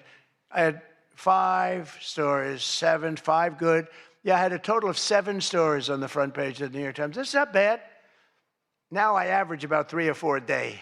All different topics, all bad, everything bad. But here we are. How could that happen? You told us, but you told us it can only good happen. But that's what you told us. I mean, here we are. In fact, when I'm finished, I'm going right back to the Oval Office.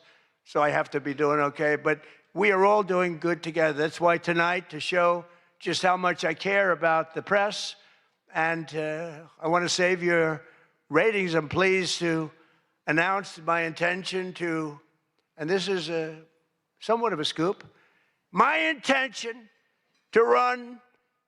Why are you screaming, Grandpa? Stop. Okay, wait. Guys, I didn't know that this part was going to be at the very end. This is honestly the main part that I wanted to show you guys. I didn't realize we'd have to watch an hour to get to it. So everybody wake the fuck up. Wake up. Joe Biden. You have to yell. Wake up. Somewhat of a scoop. My intention to run for a 4th term as President of the United States. I will be doing that. I will be having an official. In fact, I think I have. I won 3 times. Now I'm going to do it again. Wormy. Thank you. You hearing this? I'm going to do it. Should be easy. I'm getting very good at running for president. Hey guys, is it a good sign for democracy when everyone starts clapping because the guy who tried to do an insurrection puts on a Trump 2028 hat and says he's going to run for office again? Is that a good thing or is that a bad thing? Can someone please confirm? No, I won 3 times, did very well the 2nd time, by the way. It's a rigged election, but we don't have to talk about it. You know, it's interesting, when you come back and you do a good job like we did, and you don't care about it so much, but we do have to tighten up these elections because they really are in seriously bad shape. But on a serious note, I want to say once again, I just want to thank you all. It's been an interesting evening. I didn't really know what to expect, and it's far worse than I actually thought, but if you want to know that. But I didn't know exactly what to expect. And I've made a lot of friends tonight. I've made a lot of good friends tonight, probably made some enemies also. But it's been an experience that is something that we've all shared together, because we're all in this room tonight because most of us went through a period of trauma from just a short while ago. And, you know, some people said they wanted to come, but they were afraid to come, and you people weren't afraid to come. There were a lot of people that said, Jackie, they don't really, you know, they didn't have the courage to come. And we don't want that to happen. And I'm sure it's not going to happen. We're going to do things. Again, I want to thank our law enforcement, keeps us safe. All law enforcement. It's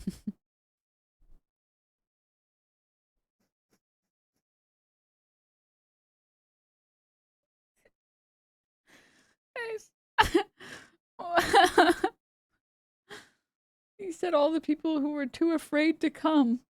We don't like that. We want you to be fearless. Come no matter what. Even if the last shooter that showed up said, I was astonished at how little security there was. It was incredibly easy to get in. Come fearlessly. Come often. Come frequently. Come early. Come anywhere, anytime. Just come with courage.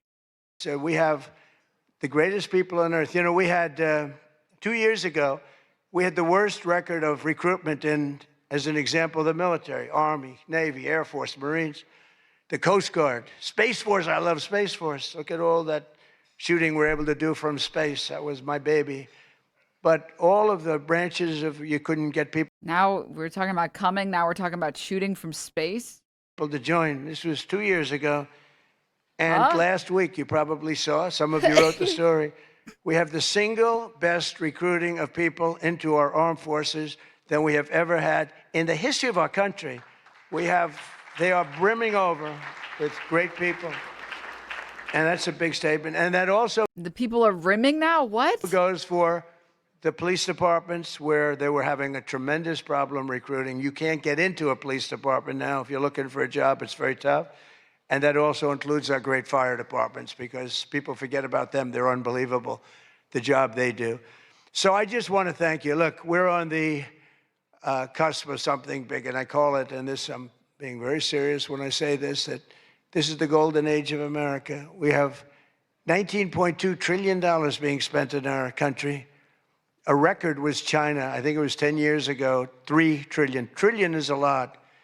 4 years, they went less than 1 trillion. Remember, guys, dumb is spelled with a B. A lot of people don't know that. And trillion is a lot. Okay, guys? Don't be one of those low IQ people like List's random brown person. Under Biden.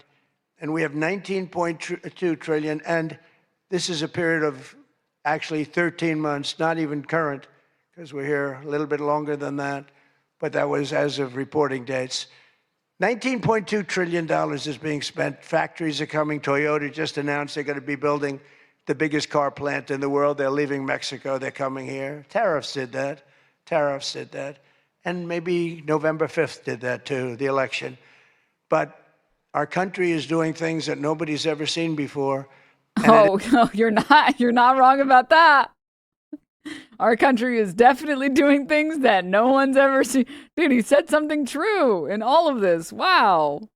It is true. We were, and you've heard me say this, we were a dead country 2 years ago. Other leaders would see me and they'd say it's a miracle.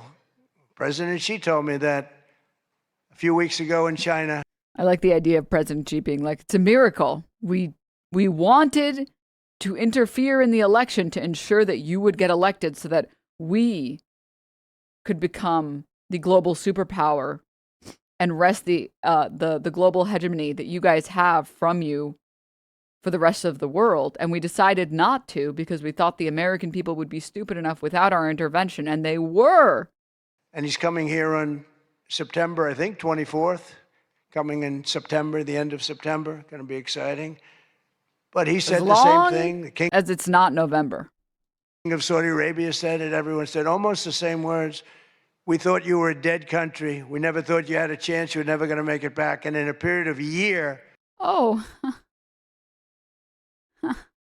His website is now saying he's officially running for 2028, so it's not a joke. He has a whole list of promises on what he plans to do in 2028, taken right from Project 2025, along with a new list of promises such as taking away blue states' liberal cities' right to go to the local park. Fuck you. You got me. No. Period of 1 year, you made it the hottest country anywhere. He got this, the fucking peanut chatter finally got me for the first time in like 20 years. In the world. We all did that together. It's not- You guys remember, never give up. Peanut Crow guy's win ratio, his like win to loss ratio is brutal. He'll take like 40 losses in a row and he's like, can't end on a loss. Can't end on a loss. That's how you guys got to treat life, man. All right. Can't end on a loss. Maybe you walk up to the bad bitch and you're like, hi, can I your number? That's okay. Can't end on a loss. Me. We all did it together. And we do. We have the hottest country anywhere in the world, and we're going to keep it going. And I just want to say, this is a room. I have tremendous respect for the people in this room. Sometimes I don't feel you treat me fair, or maybe you do. Wait, actually devastated, Wubby? You got to link it. You got to link it. Are you crazy? You got to link it. Persistence, never give up, must be a league player. Let's just see the champs. Let's just see the champs. Come on. One more ARAM. Let's just see the champs. I don't know. I don't feel that, but sometimes you treat me very fairly. And I have a lot of respect for your profession. Your profession's amazing. And I just want to thank you for having me. And it's been fun. And I've met a lot of great people. And, you know, I used an expression, and I've used it right from the beginning. I did this for one reason, to make America great again. And that's what's happening right before your very eyes. We have made America great again. It's going to get a lot greater. So thank you all very much. It's an honor to be with you. Thank you. Thank you very much.